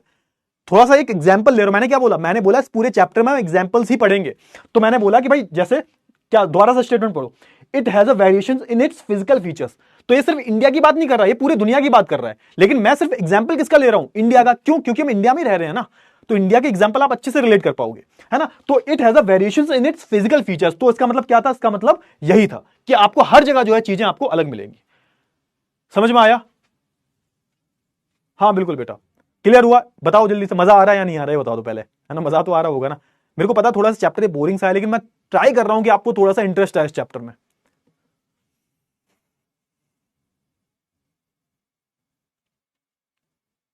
हाँ क्लियर हुआ, चलिए बहुत ही अच्छी बात है, आगे बढ़ते हैं। अब देखो आगे पढ़ो, पढ़ना है इसमें, थोड़ा सा रीडिंग करनी है आपको, अपने से भी जो है आपको बहुत अच्छे से रीडिंग करनी है। हाँ बेटा 7:30 बजे से पहले ओवर हो जाएगी, कोई दिक्कत वाली बात नहीं है, 7:30 बजे से पहले मैं ओवर कर दूंगा, क्लियर हुआ। एंड में सब कुछ रिपीट कर दूंगा, जो भी आपका चीजें बच गई हैं वो एंड में रिपीट हो जाएंगी, क्लियर हुआ, ठीक है। अब देखो यहाँ पे वही चीज बताई गई है ना। There are mountains, hills, valleys, plains, plateaus, oceans, lake, desert, है ना, वाइल्डरनेस, ये सारी जो चीजें आपको क्या मिलती हैं भाई, ये सारी जो चीजें आपको यहां पर देखने को मिल जाती हैं। हर एक चीज जो है वो आपको देखने को मिल जाएगा हर जगह, है ना। These are the variations in the social and cultural features too. अब सुनो यहां पे, ये बहुत important statement, there are variations in its social and cultural features. अब यहां पे पता क्या बोला गया, यहां पे बोला गया है कि ये जो फिजिकल फीचर्स है ना पूरा, यानी कि जो यहां पे आपको माउंटेन्स दिख रहे हैं, जहां पे आपको हिल्स दिख रही हैं, वैलीज दिख रही हैं, प्लेट्यूज दिख रहे हैं, जहां भी आपको ओशंस दिख रहे हैं, लेक्स दिख रहे हैं, डेजर्ट दिख रहे हैं, इस सब के अकॉर्डिंग, मतलब जो फिजिकल फीचर्स है ना, उसके अकॉर्डिंग जो इंसान है उसका कल्चर भी चेंज हो जाता है। तो यहां पे दूसरे स्टेटमेंट में यही बात बोली गई है कि इन फिजिकल फीचर्स की वजह से, आप देखोगे इन फिजिकल फीचर्स की वजह से हमारी जो सोशल लाइफ है और जो हमारी कल्चरल लाइफ है, जो हमारे कल्चरल फीचर्स हैं, वो भी चेंज हो जाते हैं। अब आप कहोगे सर ये कल्चर क्या होता है? अरे भैया, हम हर एक कल्चर का पार्ट, हम कल्चर का ही तो पार्ट है ना। तो सोच के देखो, जो भी हम चीजें फॉलो करते हैं, है ना, वो हमारे कल्चर का पार्ट है। जो हम खाना पीना खाते हैं वो क्या है, हमारे कल्चर का पार्ट है। अब सोच के देखो, साउथ में आप जाओगे, क्या मिलेगा साउथ में आपको? आपको इडली मिलेगा, सांबर मिलेगा, डोसा मिलेगा। अब वो जो खाना है उनका, वो डेली बेसिस पे खाते हैं, वो सांबर डेली खाते हैं। लेकिन हम नॉर्थ इंडिया में क्या खाया जाता है? नॉर्थ इंडिया में अगर आओगे तो रोटी खाई जाती है। क्यों? क्योंकि यहाँ पे वीट का प्रोडक्शन बहुत होता है। आप सोच के देखो, है ना, अब जब नॉर्थ वाली जो बेल्ट है, यहाँ पे वीट का बहुत ज्यादा प्रोडक्शन होता है, तो हम नॉर्थ इंडियन लोग क्या खाते हैं? ज्यादातर वीट ही खाते हैं, गेहूं की रोटी खाते हैं, दाल चावल रोटी सब्जी, है ना। आप नीचे जाओगे, थोड़ा सा नीचे जाओगे तो यहाँ पे नीचे वाली बेल्ट पे थोड़ा राइस का प्रोडक्शन बहुत हो जाता है। तो नीचे वाले क्या खाते हैं? नीचे वाली जैसे उनकी चटनी होती है, कोकोनट की चटनी होती है, तो कोकोनट की खेती साउथ में बहुत ज्यादा होती है, तो वो कोकोनट की चटनी डेली बेसिस पे खाते हैं हम। कोकोनट वाटर डेली पीते हैं वो। उनके उनके यहाँ पे साउथ में मसाले बहुत डलते हैं, तो मसाले का प्रोडक्शन कहाँ होता है? साउथ में ही होता है ज्यादा। तो सोच के देखो, मसाले का प्रोडक्शन साउथ में ही होता है, वहां की जो सॉइल है वो मसालों के लिए बहुत अच्छी बनी हुई है, तो वहां के जो लोग हैं वो मसाले बहुत ज्यादा खाते हैं। समझ में आ गया? तो उनके जो मसाले हैं उनके कल्चर का पार्ट है भाई, उनका जो खान पान है वो उनके कल्चर का पार्ट है।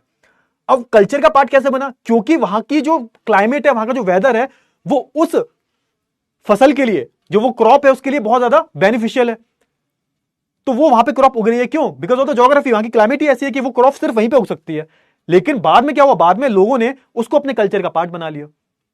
क्लियर हुआ ना? क्लियर हुआ। जैसे मैं एक एग्जांपल और देता हूं आपको, पूरे चैप्टर में एग्जांपल ही है। जैसे नॉर्थ इंडिया में जो मतलब मैं जनरली बोल रहा हूं, कोई पर्सनली मत ले लेना, नॉर्थ इंडिया में जो ब्राह्मण्स हैं वो नॉनवेज नहीं खाते। मतलब 90% यही होता है, 90-95% यही होता है कि नॉर्थ इंडिया में जो ब्राह्मण्स हैं वो क्या नहीं खाते? वो नॉनवेज नहीं खाते।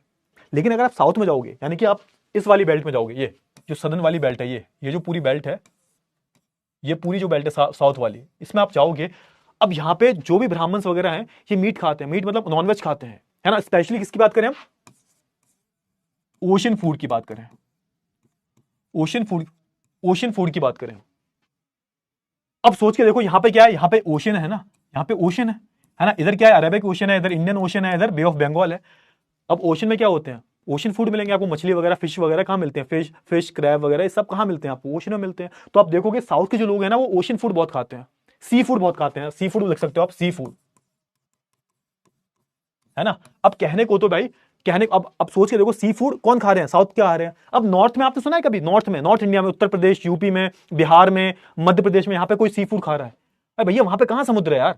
पूरा लैंडलॉक एरिया है वो। यहाँ पे तो समुद्र है ना आसपास। तो ये लोग क्या खा रहे हैं? यहाँ पे जो ब्राह्मण्स हैं वो भी नॉनवेज खा रहे हैं। उनके कल्चर का पार्ट है भाई। अब कल्चर का पार्ट तो है, मान लिया कल्चर है, लेकिन वो कल्चर है किस वजह से? वहां की ज्योग्राफी की वजह से। क्यों? क्योंकि यहाँ पे देखो, यहाँ पे समुद्र है, वहां पे समुद्र नहीं है। क्लियर हुआ या नहीं हुआ? फटाफट से बताओ, क्लियर हुआ या नहीं हुआ? Time to over class. Rudra Pratap बेटा, अभी तो 1 घंटा हुआ भी नहीं है, 1 घंटा 45 मिनट की क्लास होनी चाहिए कम से कम। बताओ बताओ, जल्दी से बताओ, फटाफट से बताओ। क्लियर हुई इतनी चीजें? मतलब इतनी चीजें क्लियर हुई या नहीं हुई? बहुत ज्यादा डिटेल में पढ़ा रहा हूं बेटा, इससे ज्यादा डिटेल में किसी ने नहीं पढ़ाया होगा, मैं गारंटी से कहता हूं। पक्की बात है? क्लियर है? चलिए, बहुत ही अच्छी बात है। हाँ, because of the geographical condition. तो सिंपल सा मतलब है, कहने का मतलब क्या है कि because of the geographical condition हम अपने कल्चर को भी चेंज कर लेते हैं। तो जो हमारा कल्चर है उसमें ज्योग्राफी का बहुत बड़ा रोल है। सिंपल सी बात है। ये एग्जांपल का मतलब क्या था कि जो हमारा कल्चर है, जो भी हमारे कल्चर में चेंजेस दिखते हैं, जो भी वेरिएशंस दिखती हैं, उसमें हमारी ज्योग्राफी का बहुत बड़ा रोल होता है। सिंपल सी बात।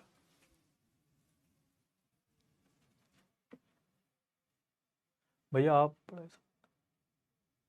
थैंक यू बेटा, थैंक यू सो मच। चलिए आगे बढ़े।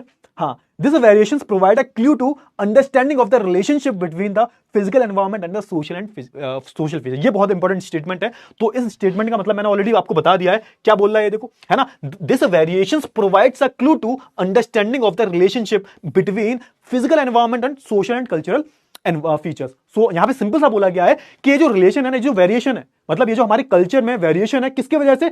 फिजिकल फीचर्स की वजह से, है ना। तो ये हमें बताती है, क्या बताती है? ज्योग्राफी बताती है। मतलब कहने का ये है सिंपल सा कि भाई हमारे जो कल्चर में जो चेंजेस आ रहे हैं, है ना, और जो हमारा फिजिकल एनवायरनमेंट है उसकी वजह से कल्चर में चेंजेस आ रहे हैं, ये हमें कौन बताता है? तो भाई हमें ये जो सब्जेक्ट है ज्योग्राफी, यही हमें बताता है कि भाई आपका कल्चर जो है वो आप फॉलो कर रहे हो, बहुत अच्छी बात है, आपके कल्चर का पार्ट है। लेकिन उस कल्चर को फॉलो करने में ना आपकी जो ज्योग्राफी है, आप जहां रहते हो वहां का जो फिजिकल फीचर्स है, वहां पे जो चीजें आपको दिखती हैं, उनका बहुत बड़ा योगदान है, उनमें बहुत बड़ी रिलेशनशिप है। तो यहां पे क्या बोलते हैं? यहां पे सिंपल सा बोला गया है कि एक रिलेशनशिप बिल्ट हो गया है, एक रिलेशनशिप बिल्ट हो गया किसके बीच में? कि जो हमारा फिजिकल फीचर्स हैं, जो भी हमें चीजें दिख रही हैं, जो भी फिजिकल फीचर्स हैं, और किसके बीच में? और जो हमारा कल्चर है उसके बीच में एक डायरेक्ट रिलेशन है, डायरेक्ट रिलेशन है। समझ में आया? जैसे एक और एग्जांपल देता हूं, कौन सा एग्जांपल दूं? कौन सा एग्जांपल?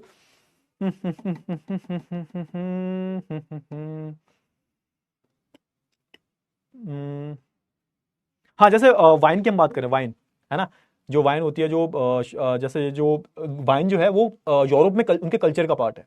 वाइन की मैं बात करूं, इस शराब की मैं बात करूं, है ना। शराब आप देखोगे ना, यूरोप में कोई भी शराब पी लेता है। जो रम होती है ना, वो शराब जो होती है ना, उसे ऐसा बोलते हैं कि उससे ना थोड़ी सी गर्मी आ जाती है। और आप देखोगे यूरोप जो है, यूरोप में सर्दी बहुत पड़ती है ना। और आप देखोगे जैसे ये जो उनका कोई भी फेस्टिवल जो होता है ना, कोई भी फेस्टिवल जो होता है उनका, उसमें जो है वाइन वो पीते हैं, और उनके वो कल्चर का पार्ट है, वाइन, शराब, रम वगैरह वो पीते हैं, है ना। और वो उनके कल्चर का पार्ट है, अच्छी बात है, उनके कल्चर का पार्ट है ना।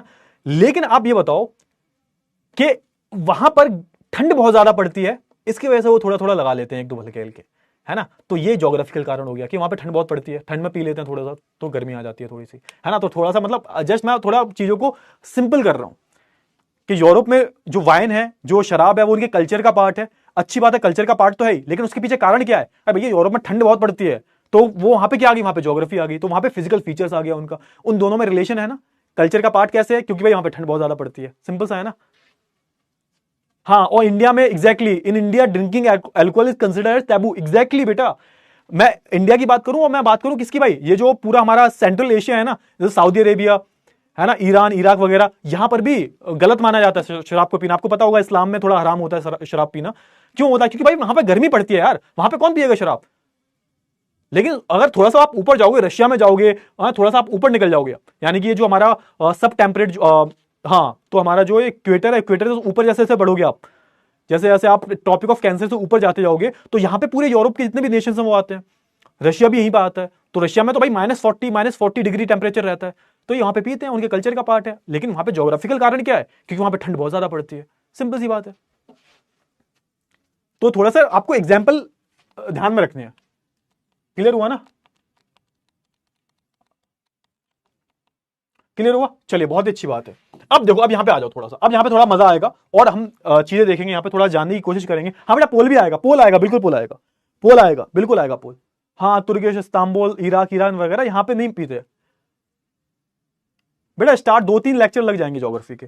हाँ चलो, तो आगे देखो, है ना। The physical environment has provided the stage on which human society. ये बहुत ही प्यारा स्टेटमेंट है, ये बहुत ही प्यारा स्टेटमेंट है, इस स्टेटमेंट को ध्यान में रखो।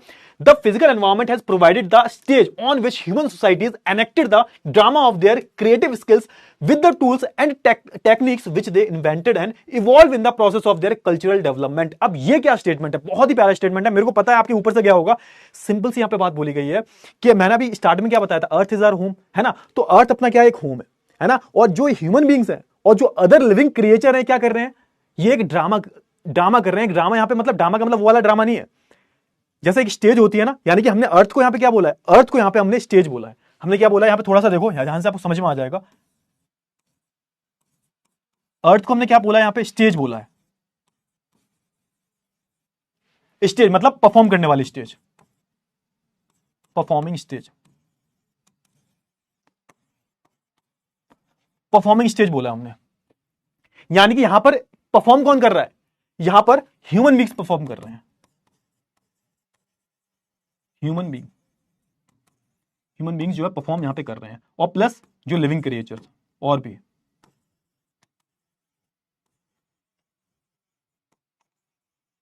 है ना। यहां पे कौन परफॉर्म कर रहा है? अर्थ हमारी क्या है? अर्थ जो है हमारी एक स्टेज है, परफॉर्मिंग स्टेज है, जहां पर जो ह्यूमन बींग्स हैं वो परफॉर्म कर रहे हैं with the help of their skills. यहां पे स्किल्स का बहुत बड़ा रोल है, समझ में आ गया? यहां पे वही बोला गया है कि देखो हमने क्या किया, हमें एक हमारा अर्थ था, हमारा अर्थ क्या था, एक होम था, और उस पर हमने क्या किया, उस पर जो इंसान है, जो बाकी के लिविंग क्रिएचर्स हैं, उस पर परफॉर्म कर रहे हैं। ये हम क्या कर रहे हैं, हम भाई देखो एक बात बताओ, एक स्कूल है मान के चलो, है ना, एक स्कूल खाली पड़ा हुआ है, उसमें बच्चे आ ही नहीं रहे, तो आप उसको स्कूल बोल सकते हो? और ऐसे ही जब 26 जनवरी होती है, 15 अगस्त होता है, कोई भी अगर फेस्टिवल होता है, वहां पर क्या होता है, स्टेज सजाई जाती है, और स्टेज पे आप लोग परफॉर्म करते हो नहीं करते? अगर वो स्टेज पे कोई परफॉर्म ना करे तो वो क्या, वो स्टेज कहलाएगी? क्या आप उसको बोल सकते हो स्टेज है? स्टेज को स्टेज होने के लिए उस पर परफॉर्म करना जरूरी है। तो ऐसे ही आप अर्थ को एक घर नहीं बोल सकते। कब तक नहीं बोल सकते? जब तक उस पर कोई रहेगा नहीं। और रहते कौन है भाई? रहते हम ह्यूमन बींग्स हैं। तो हम ह्यूमन बींग जो है ना, वो क्या कर रहे हैं, वो अर्थ नाम की स्टेज पे, अर्थ नाम की स्टेज पे परफॉर्म कर रहे हैं। भाई हम सब परफॉर्म कर रहे हैं, आप भी परफॉर्म कर रहे हो, मैं भी परफॉर्म कर रहा हूं, दुनिया का हर एक इंसान, हर एक जानवर जो है इस स्टेज पे जो है परफॉर्म कर रहा है। और हमने ना सिर्फ परफॉर्म किया है, हमने वो एक्ट तो किया है, हमने अपना परफॉर्मेंस दिया है, ठीक है। उसके बाद हमने क्या किया, अपनी क्रिएटिव स्किल्स से, हमारे पास जो दिमाग है, जो भगवान ने दिया है दिमाग, है ना, और हमने अलग अलग टूल से, टेक्निक से हमने क्या किया भाई, हमने जो है अपनी चीजों को आसान बना लिया, involve in the process of their cultural development, है ना। तो यहां पे वही है, with the tools and technique which they invented and evolve in the process of their cultural development. तो यहां पे क्या हुआ, वो एक प्रोसेस चला पूरा, हमने परफॉर्म किया, हमने धीरे धीरे विद द टाइम हमने टेक्नोलॉजी डेवलप कर ली अपने लाइफ को आसान बनाने के लिए, हमने नेचर को मॉडिफाई कर दिया अपनी लाइफ को आसान बनाने के लिए, लेकिन इतना ज्यादा मॉडिफाई किया कि इतना पॉल्यूशन देखते हो आज हमारा अर्थ जो है बहुत ज्यादा बीमार है। खैर वो अलग बात है, लेकिन हमने क्या किया, हमने जो है इन सारी with the help of technology, with the help of our skills, हमने अलग अलग टेक्नोलॉजी डेवलप कर ली, अलग अलग चीजों को डेवलप कर लिया, और आज आप देखोगे कि हम बहुत ज्यादा आगे बढ़ चुके हैं। तो यहां पे आप क्या बोल सकते हो, यहां पे एक स्टेटमेंट लिख सकते हो आप, the description of earth as the abode of human beings. तो यहां पे बोला गया है क्या, कि जो अर्थ है ना, वो क्या है, वो इंसानों का एक एबोर्ड है। एबोर्ड का मतलब क्या होता है, घर। सिंपल सी बात है। ज्योग्राफी क्या है, यहां पे एक डेफिनेशन दी गई, ज्योग्राफी क्या है, ज्योग्राफी एक डिस्क्रिप्शन है। ज्योग्राफी क्या है, ज्योग्राफी एक डिस्क्रिप्शन है, किसका भाई, अर्थ का। और ना सिर्फ अर्थ का, अर्थ का डिस्क्रिप्शन तो है, डिस्क्रिप्शन कैसे है कि उस पर जो है ह्यूमन बींग्स जो है परफॉर्म कर रहे हैं, ह्यूमन बींग्स का वो क्या है, घर है। तो जहां पर जिस अर्थ पर लोग परफॉर्म कर रहे हैं, जिस अर्थ नाम की स्टेज पे लोग परफॉर्म कर रहे हैं, उस पे हमने क्या बोल दिया, उस पे हम जो भी कर रहे हैं, जो भी एक्टिविटी कर रहे हैं, it's a part of geography. जो भी हमारी कल्चरल चीजें हैं, जो भी हमारी फिजिकल चीजें हैं, और इस अर्थ पर रहकर जो भी हम कर रहे हैं, it's a part of geography. तो बेसिकली एक डेफिनेशन दी गई है, आप इस चैप्टर में डेफिनेशन देखते रहोगे ज्योग्राफी की। So the description of earth as the abode of human beings. Abode का मतलब क्या होता है, घर, होम, लिख लो यहां पे, होम। समझ में आया? फटाफट से बताओ, समझ में आया, क्लियर हुआ? पोल कर ले, ठीक है, पोल कर लेते हैं, चलो कोई बात नहीं, पोल कर लेते हैं, है ना, पोल कर लेते हैं। चलो पोल करते हैं फटाफट से। ये वाला क्वेश्चन करो, so which one of the following features can be termed as physical features. बहुत ही सरल क्वेश्चन है यार, ये तो कर दोगे तुम लोग, ठीक है। चलिए स्टार्ट पोल, फटाफट से आंसर दो, जल्दी से आंसर दो उसका। चमक गया ना, बहुत अच्छी बात है, जल्दी से आंसर दो, जल्दी से, फटाफट से। पढ़ाई कर लो बेटा, फालतू की बातों में कुछ ना रखा, कर लो बेटा पढ़ाई, अच्छे से पढ़ाई कर लो यार। हाँ काफी उम्मीदें हैं तुम लोगों से, जल्दी करो फटाफट से।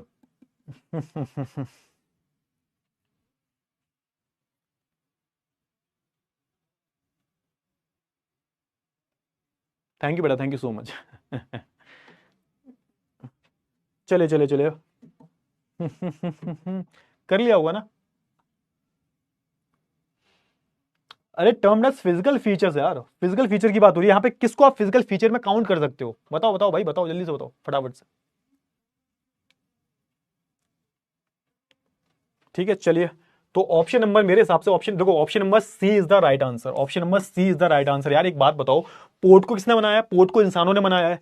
रोड को किसने बनाया? रोड को तो इंसानों ने बनाया है ना। वाटर पार्क को किसने बनाया? वाटर पार्क को इंसानों ने बनाया। लेकिन जो प्लेन्स हैं, प्लेन्स का मतलब क्या होता है, जो प्लेन एरियाज जो होते हैं, जैसे यूपी, बिहार, एमपी, ये सब क्या प्लेन एरियाज में आते हैं, ठीक है ना, पंजाब, हरियाणा। तो प्लेन क्या है, प्लेन्स तो अपने आप बने हैं ना, प्लेन्स तो नेचुरली बने हैं।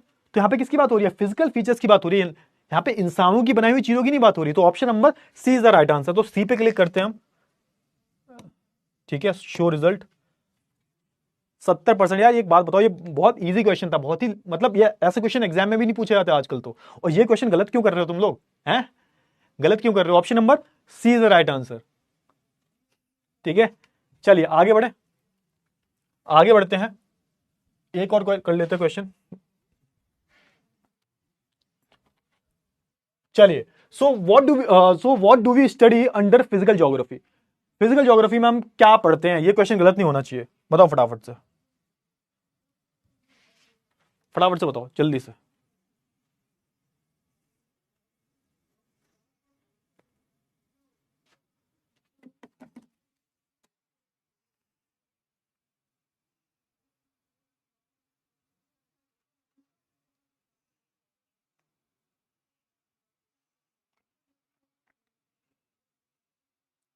करो करो फटाफट से करो जल्दी से।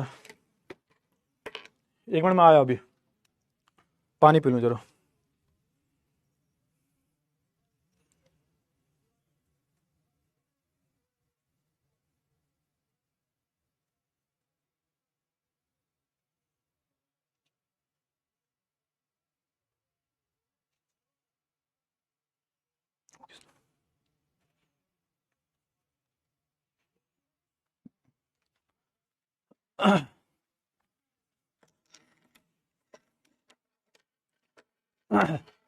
चलिए भाई, पानी कहाँ गया? पानी ये रहा। बहुत ही अच्छी बात है। तो देखो यहाँ पे option number D is the right answer, है ना? D is the right answer. अबे यार मैंने क्या कर दिया ये, sorry, I am really sorry बेटा, आई एम रियली सॉरी। चिन टपाक डम डम।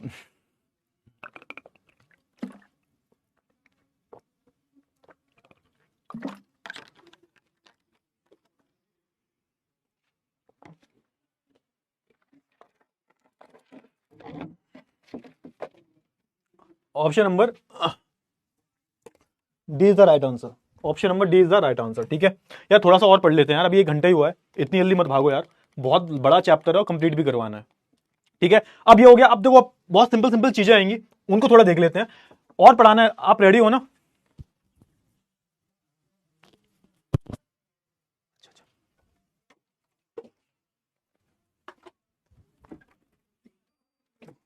आंसर दे दोगे ना उसका? दे तो दिया आंसर, आपने उसमें टिक नहीं किया था तो। हाँ वही वही बाय मिस्टेक हो गया मेरे से। अभी भी कर सकते अच्छा कर सकते हैं, 1 मिनट रुको। डी। अच्छा ठीक है ठीक है ठीक है, ओके ओके, ठीक है ठीक है, ये देख लेते हैं। Okay so show result exactly, हाँ तो 8, हाँ ठीक है, तो 83.03% बच्चों ने बिल्कुल सही आंसर दिया। अभी एक क्वेश्चन और है, ठीक है। 83.02% बच्चों ने बिल्कुल सही आंसर लिखा है। किसने दिया ये भी देख। हाँ ठीक है ओके सो हम लीडर बोर्ड देखते हैं, लेट्स सी। अच्छा चलो ठीक है, एक्चुअली मेरा फर्स्ट टाइम है ना, ठीक है हो जाएगा ठीक है। एक्चुअली मेरा फर्स्ट टाइम है तो मेरे को पता नहीं है इतना, ठीक है। चलिए तो यहाँ पे देखो, लक्ष्मी कुमारी बेटा वेरी गुड, सबसे जल्दी आंसर दिया 1.224 सेकंड में, वेरी गुड। कृतिका मिश्रा, हरदिया जरघर, अरे बेटे वाह क्या नाम है। चलिए तो यहाँ पे ये सारे बच्चे ने बिल्कुल सही आंसर दिया है, 10 बच्चे हैं, 10 बच्चों ने बिल्कुल सही आंसर दिया। चलिए वेरी गुड। रघुवीर, शुभ, अंशुमन, लक्ष्य, अनिका, देबारती, नितिन रावत। चलिए बहुत ही अच्छी बात है। एक क्वेश्चन और बचता है अभी, वो भी हम करेंगे। चलिए आगे बढ़ते हैं, लेकिन आगे अभी थोड़ा टॉपिक्स हम देख लेते हैं, क्लियर हुआ ना? चलिए थोड़ा सा आगे बढ़ते हैं और हम आगे जो है ये टॉपिक्स देख लेते हैं। अब थोड़ा सा बात कर लेते हैं डेफिनेशन पे, प्रॉपर डेफिनेशन पे। तो मैं हमेशा बोलता हूं कोई भी अगर चीज पढ़ो आप तो नाम पे जाना चाहिए। तो यहां पे किसकी बात हो रही है? यहां पे थोड़ा सा डिफाइन करने की बात हो रही है, ज्योग्राफी डिफाइन कैसे करेंगे। तो यहां पे बात की गई है किसने? जो एराटोस्थेनीज जो थे भाई साहब, इन्होंने जो है एक ग्रीक स्कॉलर थे, और इन्होंने क्या लिखा भाई? इन्होंने बुक लिखी, उस बुक का क्या नाम था? जियोग्राफिया। बुक का नाम क्या था? जियोग्राफिया नाम था बुक का, एराटोस्थेनीज, ठीक है। Eratosthenes, pardon me if my pronunciation is wrong, ठीक है ना, एक तो अजीब सा नाम होते थे इनके यार। अब बात करें ज्योग्राफी, जो शब्द है ना वो एक ग्रीक शब्द है। क्या वो एक ग्रीक शब्द है? ज्योग्राफी की हम बात करें, एक ये ग्रीक शब्द है, और ये 2 शब्दों से मिलकर बना हुआ है, 2 शब्दों से मिलकर बना हुआ है, एक तो जियो और दूसरा ग्राफोस। जियो का मतलब क्या होता है, हमारा अर्थ, है ना, और ग्राफोस का मतलब क्या होता है, डिस्क्रिप्शन। तो सुनो यहां पे ध्यान से, अगर आपने पहले डेफिनेशन पढ़ी हो तो यहां पे क्या लिखा हुआ है, the description of the earth. तो geography is nothing but just a description of the earth. पूरे अर्थ को हमने क्या किया है, हमने पूरे अर्थ को डिफाइन किया है किसमें, ज्योग्राफी। सिंपल सी बात है। Pole is not working properly, बेटा कोई बात नहीं, पोल इज नॉट वर्किंग, आया नहीं पोल, चलो कोई बात नहीं, कोई दिक्कत होगी बेटा, पोल तो आते रहेंगे जाते रहेंगे। बाकी ये बताओ समझ में आया आपको, है ना, ये समझ में आया। तो यहां पे एक बहुत बड़े स्कॉलर हुए, ग्रीक स्कॉलर थे जिनका नाम था एराटोस्थेनीस। इन्होंने ज्योग्राफी की डेफिनेशन दी। ज्योग्राफी जो है दो शब्दों से मिलकर बना है, जो दो ग्रीक शब्दों से मिलकर बना है, अर्थ, जियो और ग्राफोस। ग्राफोस का मतलब क्या होता है, किसी चीज का डिस्क्रिप्शन, और जियो का मतलब क्या होता है, अर्थ। तो अर्थ के डिस्क्रिप्शन को इन्होंने क्या बोल दिया, ज्योग्राफी बोल दिया। क्लियर हुआ, फटाफट से बताओ जल्दी से।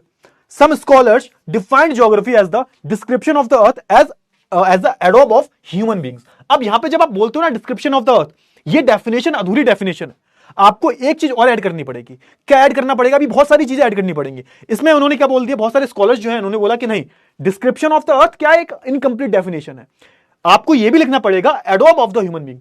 जो ह्यूमन बींग्स हैं, जो इंसान है, उनका घर भी कौन है, अर्थ है। एक बात बताओ ना, जब इंसान ही नहीं होते तो ज्योग्राफी ऐसा शब्द ऐजाद कैसे होता।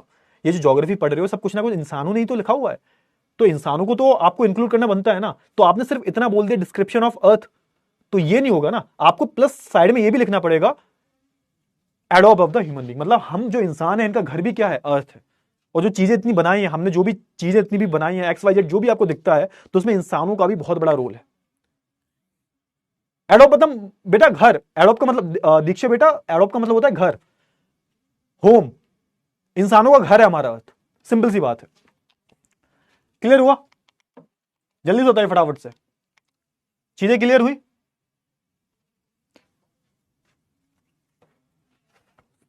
एराटोस्थेनीज, एग्जैक्टली, एराटोस्थेनीज, एग्जैक्टली। भीम की शक्ति धूम मचाए, सामने कोई टिक ना पाए। यार ये सब मत करो यार, तुम पढ़ने आते हो, ये सब फालतू की बकवास कर रहे हो। तुम्हें भीम, छोटा भीम से भी मूव ऑन नहीं कर पाए तुम लोग। डेडपुल वगैरह देखो यार। चलिए आगे बढ़ते हैं फटाफट से। अच्छा, अब यहां पे क्या बोला गया, यहां पे ना अब एक बहुत ही इंपॉर्टेंट स्टेटमेंट दिया गया है, इट ऑल्सो मल्टीफेसेटेड। यहां पे ये स्टेटमेंट याद रखता है, it also multifaceted and the earth is also multi dimensional, that is why many disciplines from natural sciences such as geology. अब सुनो, यहां पे ध्यान से सुनो, बहुत ही इंटरेस्टिंग चीज बता रहा हूं मैं आपको, ध्यान से सुनो, बहुत ही इंटरेस्टिंग चीज बता रहा हूं। यहां पे एक स्टेटमेंट बोला गया है कि it is also multifaceted. Multifaceted का मतलब क्या होता है, आपने देखा, आपने एक चीज सुनी होगी, इंसान के दो चेहरे होते हैं, है ना, हर सिक्के के दो पहलू होते हैं।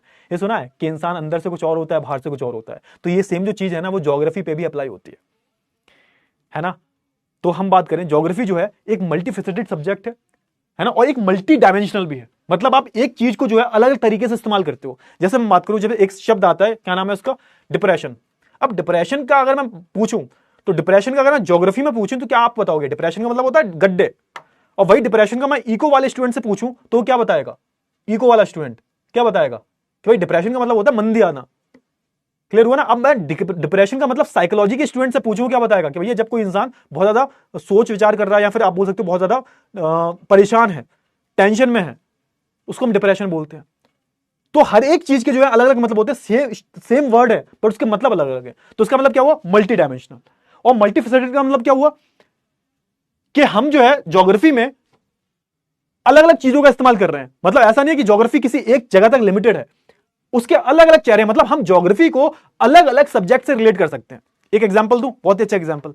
जैसे हम बात करते हैं कि पानीपत का युद्ध जो है कहां हुआ था, पानीपत में हुआ था। लेकिन पानीपत का युद्ध पानीपत में ही क्यों हुआ था, पानीपत का युद्ध पानीपत में ही क्यों हुआ था। अब कहने को तो मैंने आपसे हिस्ट्री का क्वेश्चन पूछा है, लेकिन अगर मैं बोलूं कि इसका पूरा जो कारण है, 100% जो कारण है वो क्या है, वो ज्योग्राफी है। कैसे, अब सोच के देखो, पानीपत कहां पर है, हमारा हरियाणा में पड़ता है ना। अब सोच के देखो जरा, समझ में आ जाएगा। थोड़ा सा बोरिंग चैप्टर है, मेरे को पता है, नो। अब सोच के देखो, यहाँ पे हरियाणा कहां पर है, हरियाणा ये रहा, देखो ये हरियाणा है ना, यहाँ पे कहीं पानीपत आता है। अब सोच के देखो, यहाँ पे क्या है, यहाँ पे तो ओशंस है, यहाँ पे समुद्र है, यहां से अटैक हो नहीं सकता, है ना। इधर क्या है, इधर बहुत सारे माउंटेन्स हैं, इधर से अटैक हो नहीं सकता। तो अटैक सारे इंडिया में कहां से हुए हैं, अटैक सारे यहां से हुए हैं इंडिया में, है ना। अटैक यहां से हुए हैं, क्यों, क्योंकि यहाँ पे माउंटेन्स हैं, यहाँ पे समुद्र है। सिंपल सी बात है ना। और पानीपत में ही क्यों होता था, तो पानीपत में सिंपल सी बात है, पानीपत में पानी एक तो मिलता था, हमें पानी मौजूद था पानीपत में। और क्या था भाई, पानीपत में खाने पीने की चीजें भी अवेलेबल थी, क्योंकि यहाँ पे जो सॉइल था वो बहुत ज्यादा फर्टाइल था। तो सारे जो लड़ाके थे जो इधर से इन्वेड करते थे इंडिया को, तो वो इसी जगह को चुनते थे लड़ाई करने के लिए। अब कहने को तो मैंने आपसे हिस्ट्री का क्वेश्चन पूछा, लेकिन इसका जो कारण है वो क्या है, सीधा ज्योग्राफी है ना। एक एग्जांपल और लेता हूं मैं, सुनो। अब मैं बोलूं कि हाँ, रशिया की मैं बात करूं, जो नेपोलियन था उसने रशिया, ऐसा बोला जाता है नेपोलियन के बारे में कि नेपोलियन ने रशिया पे अटैक करके गलती कर दी थी। नेपोलियन ने रशिया पे अटैक करके गलती कर दी थी। क्यों? क्योंकि रशिया जो है, रशिया की लोकेशन ही ऐसी है, अगर आप रशिया को मैप में देखोगे तो आधे से ज्यादा रशिया खाली पड़ा हुआ है, और रशिया दुनिया का सबसे बड़ा देश है। रशिया पे अटैक करना ही नेपोलियन की सबसे बड़ी गलती थी। क्यों? क्योंकि जो रशिया की ज्योग्राफिकल लोकेशन है वही ऐसी है कि वो अटैक करा ही नहीं जा सकता, आप रशिया पे अटैक कर ही नहीं सकते।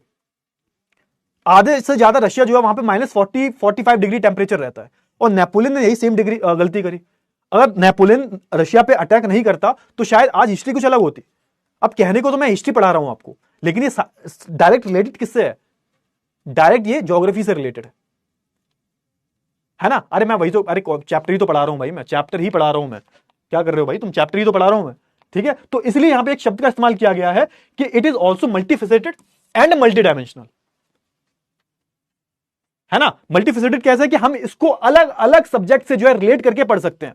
आप ज्योग्राफी को हिस्ट्री से रिलेट कर सकते हो, आप हिस्ट्री को आप किससे रिलेट कर सकते हो, आप इको से रिलेट कर सकते हो, आप हिस्ट्री को आप पॉलिटी से रिलेट कर सकते हो। आप सोच के देखो, हमारे यहां पे अलग अलग बाउंड्रीज हैं, है ना। बाउंड्रीज जो है अलग अलग, वो किसके बेसिस पे?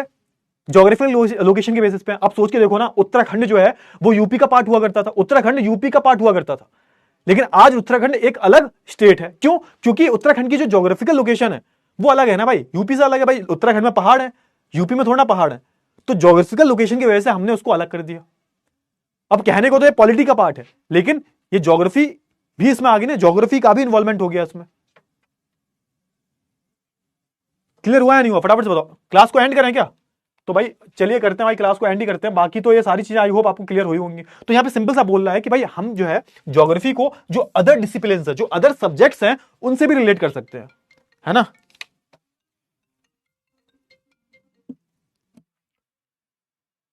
हाँ एग्जैक्टली। तो यहां पे आप देखोगे कि जैसे जियोलॉजी हो गई, है ना, पैडागोजी हो गई, ओशनोग्राफी हो गई, बॉटनी, जूलॉजी, ये सारी जितनी भी, मीटरोलॉजी हो गई, तो ये सारी जितने भी सब्जेक्ट जो है ना, इन सब से जो है हम रिलेट कर सकते हैं।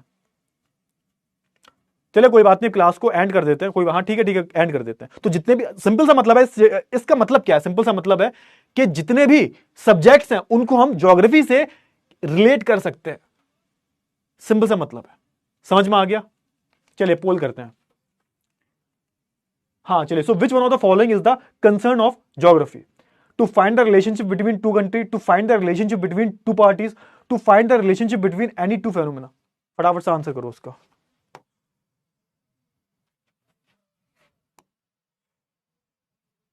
चलिए बताओ फटाफट से।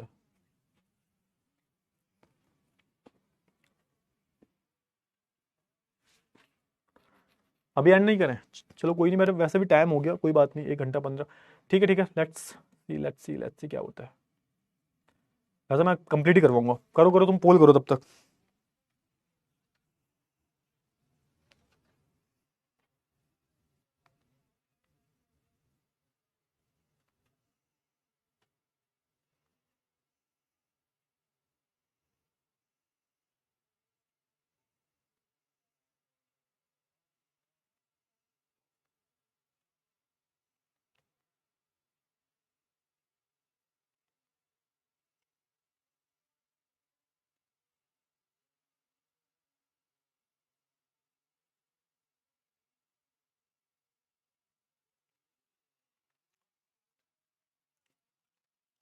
क्लियर हुआ? चलिए, हाँ तो ऑप्शन नंबर कौन सही होगा? ये रिजल्ट है, ठीक है। 63.22% बच्चों ने बिल्कुल सही दिया है। किस किसने सही दिया है, लेट्स सी। तो देखो, ये लक्ष्मी कुमारी ने सही दिया है, अंशुमन ने सही दिया है, इतने बच्चों ने सही दिया है बस। हाँ ये सारे बच्चों ने, रघुवीर, रोशनी। तो बेटा यहाँ पे जो सही आंसर होगा वो क्या होगा? यहाँ पे option number C is the right answer, to find the relationship between the any two phenomena. तो बेसिकली हम बात करें, जो मेन कंसर्न होता है ना ज्योग्राफी का, होता है कि दो जो फेनोमेना हुई है उसमें रिलेशन ढूंढना भी ज्योग्राफी का काम होता है। ये आखिरी क्वेश्चन था, थोड़ा सा देख लेते हैं हम, ठीक है, थोड़ा सा हम बात कर लेते हैं इस पे। ये जो टॉपिक है ये तो खत्म कर लो यार, उसके बाद क्लास को एंड कर देंगे हम, है ना। तो सिंपल सी बात है, मीटरोलॉजी का मतलब क्या होता है सर? अरे जो हम वेदर, जो एटमोस्फियर है उसका हम जब उसकी स्टडी करते हैं उसको हम क्या बोल देते हैं? मीटरोलॉजी बोल देते हैं। क्लियर हुआ? अरे पोल क्यों नहीं आया भाई? पोल तो आना चाहिए, पोल वोल तो आना चाहिए यार, कैसी बात कर रहे हो तुम लोग? एक मिनट थोड़ा रुको, थोड़ा सा रुको, पोल तो आना चाहिए, पोल क्यों नहीं आ रहा? पोल यार मैंने पोल किया तो पोल आया होगा, कुछ ना कुछ तो आपने देखो, पोल तो आया होगा, ठीक है।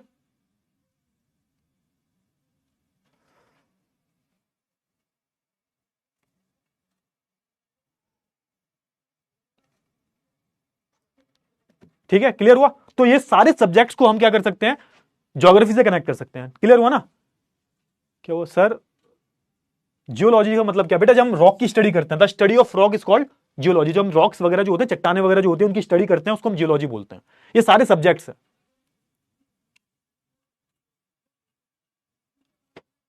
ठीक है। चलिए अब देखो, यहां पे geography is a different from other sciences in its subject matter and methodology, but at the same time it is closely related to the other disciplines.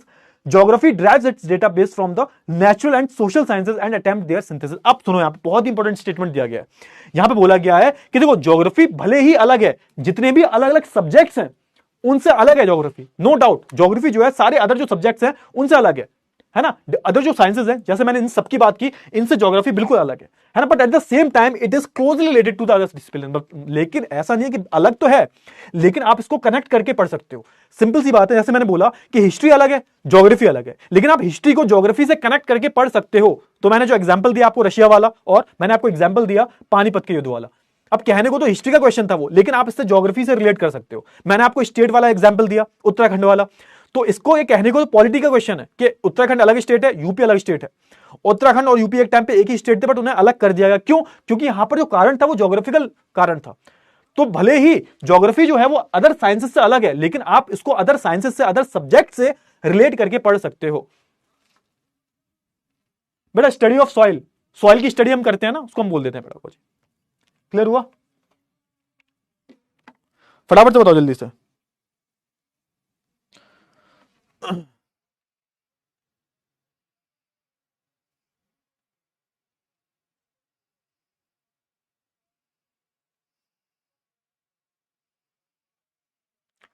ठीक है, समझ में आ गया? हाँ पेडागोजी, ठीक है। हाँ, जब हम सॉइल की स्टडी करते हैं इट्स कॉल्ड पेडागोजी। बोल तो दिया बेटा, सॉइल मतलब मिट्टी की स्टडी जब करते हैं, मिट्टी को हम थोड़ा सा इन्वेस्टिगेट करते हैं, जो लोग होते हैं जो मिट्टी सॉइल की स्टडी करते हैं उसको हम पेडोलॉजी बोलते हैं। अब भाई सॉइल जो है वो कहां पर है? हमारे अर्थ पे ही है, और earth is a part of geography, description है ना अर्थ का। तो पेडोलॉजी भी इट्स अ पार्ट ऑफ मतलब ज्योग्राफी से रिलेट कर सकते हैं हम, सिंपल सी बात है। क्लियर हुआ ना? चलिए, ये सारी चीजें हो गई, तो हम ज्योग्राफी को अलग अलग सब्जेक्ट से जो है रिलेट कर सकते हैं। क्लियर हुआ ना? तो देखो, geography not only deals with areal differentiation, but हाँ ये बहुत इंपॉर्टेंट स्टेटमेंट है ना। Geography not only deals with the areal differentiation but also answer the casual relationship between phenomena, है ना, phenomena, natural influences the human and human is an integral part of nature. अब simple सी बात है, यहां पे सिंपल सी बात बोल रहा है ये कि देखो, ज्योग्राफी जो है ना वो सिर्फ एरियल डिफरेंशिएशन के बारे में नहीं पता करता। एरियल डिफरेंशिएशन का मतलब क्या है? एरियल डिफरेंशिएशन का मतलब क्या है कि भाई हर जगह जो है अलग अलग चीजें दिखती हैं आपको, उसके बारे में तो स्टडी, सिर्फ उसके बारे में स्टडी नहीं करता, बल्कि वहां पर जो चीजें हैं, जो एरियल डिफरेंशिएशन है, उससे जो है इंसान के कल्चर में, इंसान के पूरा जो उनका कल्चर है उसमें जो चेंज आ रहे हैं ना, उसकी भी ज्योग्राफी जो है स्टडी करता है। सिंपल सा बोला गया, देखो एक चीज को देखो, नाक ऐसे पकड़ लो चाहे ऐसे पकड़ लो, हर एक चीज को इसमें रिपीट किया गया है। तो यहां पे वही बोल रहा है, दोबारा पढ़ो, geography not only deals with the areal differentiation. Areal differentiation का मतलब क्या है कि हर एरिया वाइज हर एक चीज अलग अलग होती है, एरियल डिफरेंशिएशन ही हो गया। But also answer the casual relationship between phenomena, मतलब जो भी उनकी रिलेशनशिप है, जो भी चीजें हो रही हैं। चलो एरिया में डिफरेंशिएशन अच्छी बात है, कोई दिक्कत वाली बात नहीं है, लेकिन वो डिफरेंशिएशन क्यों है, जो वो जो वेरिएशंस आ रही हैं वो क्यों आ रही हैं, उसके बारे में भी कौन स्टडी करता है भाई? उसके बारे में भी जो है हमारा जो ज्योग्राफी जो हमारी ज्योग्राफी जो होती है वो स्टडी करती है ना। और उसमें ये भी बोला गया कि जो ह्यूमंस हैं वो उसका एक इंटीग्रल पार्ट होते हैं, मतलब हमारे नेचर का जो ह्यूमंस है वो एक इंटीग्रल पार्ट है। ये सब किसने बनाया? ये सब ह्यूमन ने ही बनाया है। तो बल्कि यहां पे कहने का मतलब क्या है कि जो एरियल डिफरेंशिएशन है, ना सिर्फ उसकी स्टडी करता है, वो तो करता ही करता है, बाकी जो क्यों चीजें हो रही हैं, कॉज एंड इफेक्ट वाली जो चीजें हैं, वाई, ये ऐसी चीजें क्यों हो रही हैं, तो इन सबकी स्टडी कौन करता है भाई? ज्योग्राफी इन सबकी स्टडी करता है। क्लियर हुआ ना? चलिए, क्लियर हुआ? फटाफट से बताइए जल्दी से। हाँ चलिए ठीक है, कोई बात नहीं, क्लास को ओवर करते हैं, क्लास को जो है हम ओवर करते हैं। क्लियर हुआ?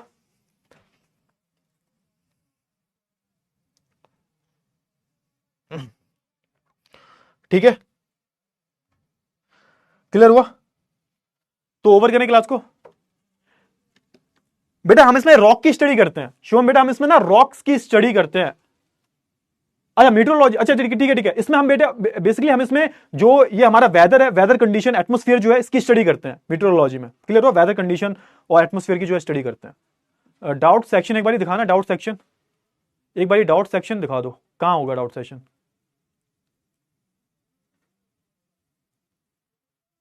एक मिनट डाउट सेक्शन देख रहा हूं मैं, डाउट सेक्शन कहां होगा? हाँ ठीक,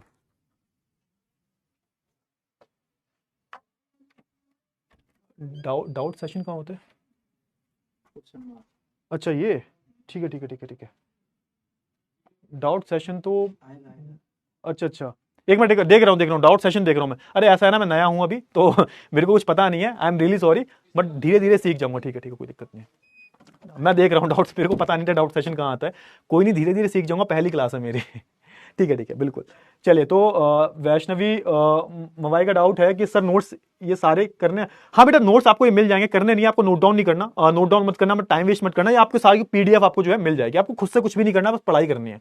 ठीक है सर, पेडागोजी बेटा पेडागोजी का मतलब मैंने क्या बताया था, फटाफट से बताओ, जल्दी से बताओ, मैंने क्या बताया था पेडागोजी का मतलब? स्टडी ऑफ सॉइल, सॉइल की जब हम स्टडी करते हैं बेसिकली, है ना, सॉइल की जब हम स्टडी करते हैं उसको पेडागोजी बोल देते हैं।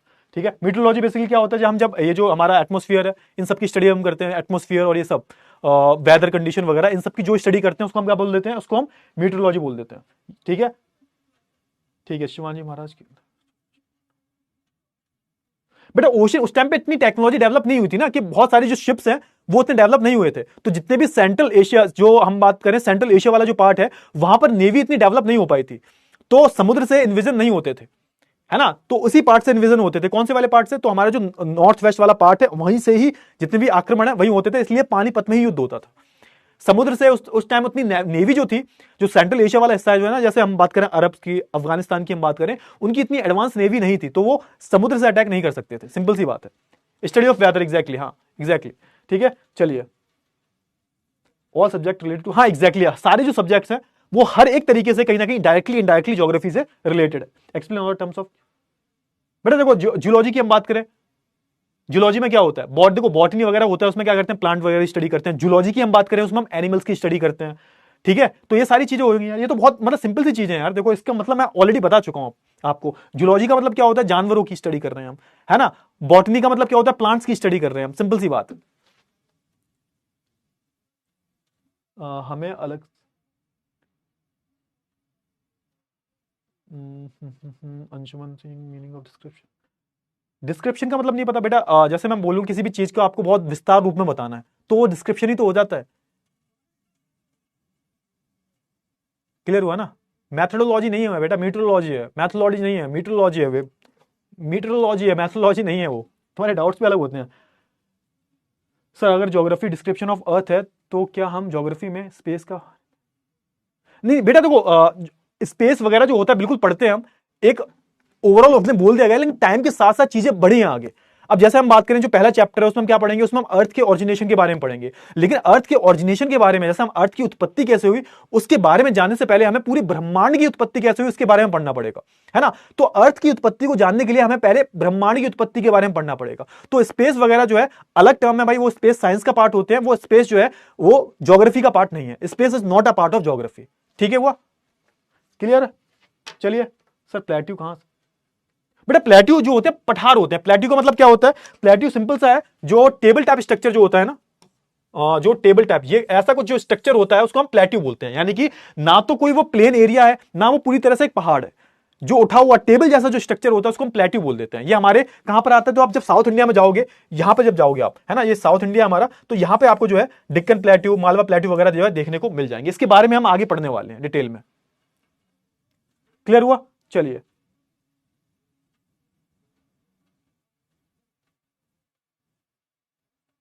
डाइवर्सिटी, बेटा डाइवर्सिटी का मतलब बताया तो था, हम सब जो है अपने आप में अलग अलग हैं, हम सब जो है अपने आप में अलग अलग हैं, इसको हम क्या बोलते हैं, डाइवर्सिटी बोलते हैं। अरे वाइल्डनेस का मतलब क्या होता है, अलग अलग जो आपको जंगल वगैरह दिखते हैं ना, जंगल वगैरह, इसमें पूरी वाइल्ड लाइफ एग्जिस्ट करती है, तो उसको ये तो हम वाइल्डनेस बोल देते हैं, कुछ भी नहीं है वाइल्डनेस, तो सिंपल सा मतलब है।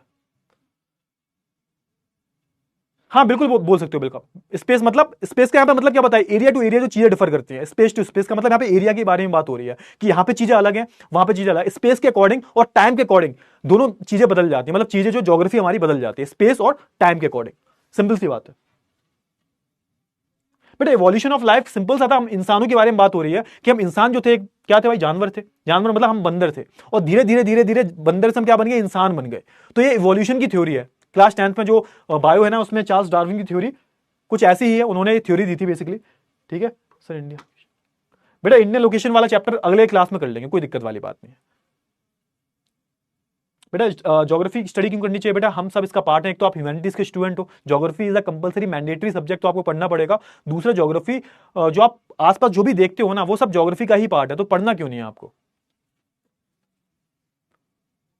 ठीक है ठीक है ठीक है, ओके बेटा, मैं नया हूं तो मेरे को पता नहीं है, तो I am really sorry, time के साथ साथ मेरे को पता चल जाएगा अंशिका बेटा। बाकी जो सारे जो डाउट्स है मैंने आपके ऑलमोस्ट ले ही लिए हैं, क्लियर हुआ ना, क्योंकि बेटा देखो सिलेबस भी कंप्लीट करवाना है, और बहुत ही ज्यादा वास्ट सिलेबस है आपके ज्योग्राफी का, और अगले क्लास में मैं ट्राई करूंगा पूरे चैप्टर को खत्म करवाऊं मैं, क्योंकि ये चैप्टर की इतनी ज्यादा इंपॉर्टेंस नहीं है। बाकी मैंने बहुत ज्यादा डिस्क्रिप्शन आपको जो है इस चैप्टर के बारे में दे दिया है, क्लियर है ना।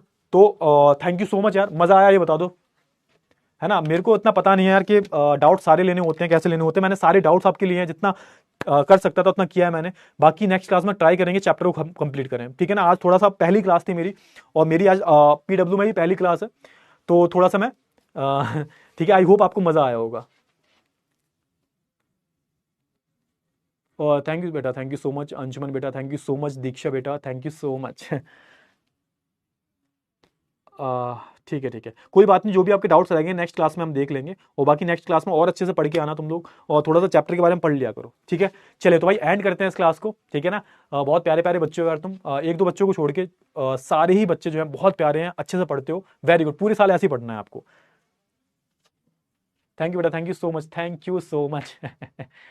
नेक्स्ट क्लास बेटा कब होगी मेरी, तो नेक्स्ट क्लास मेरी होगी सैटरडे को, नहीं नहीं आज वेडनेसडे है ना, हाँ हाँ सैटरडे को होगी शायद, सैटरडे को नेक्स्ट क्लास होगी मेरी, देख लेना एक बार, सैटरडे को होगी, ठीक है। चलिए तो बाय बाय, टेक केयर।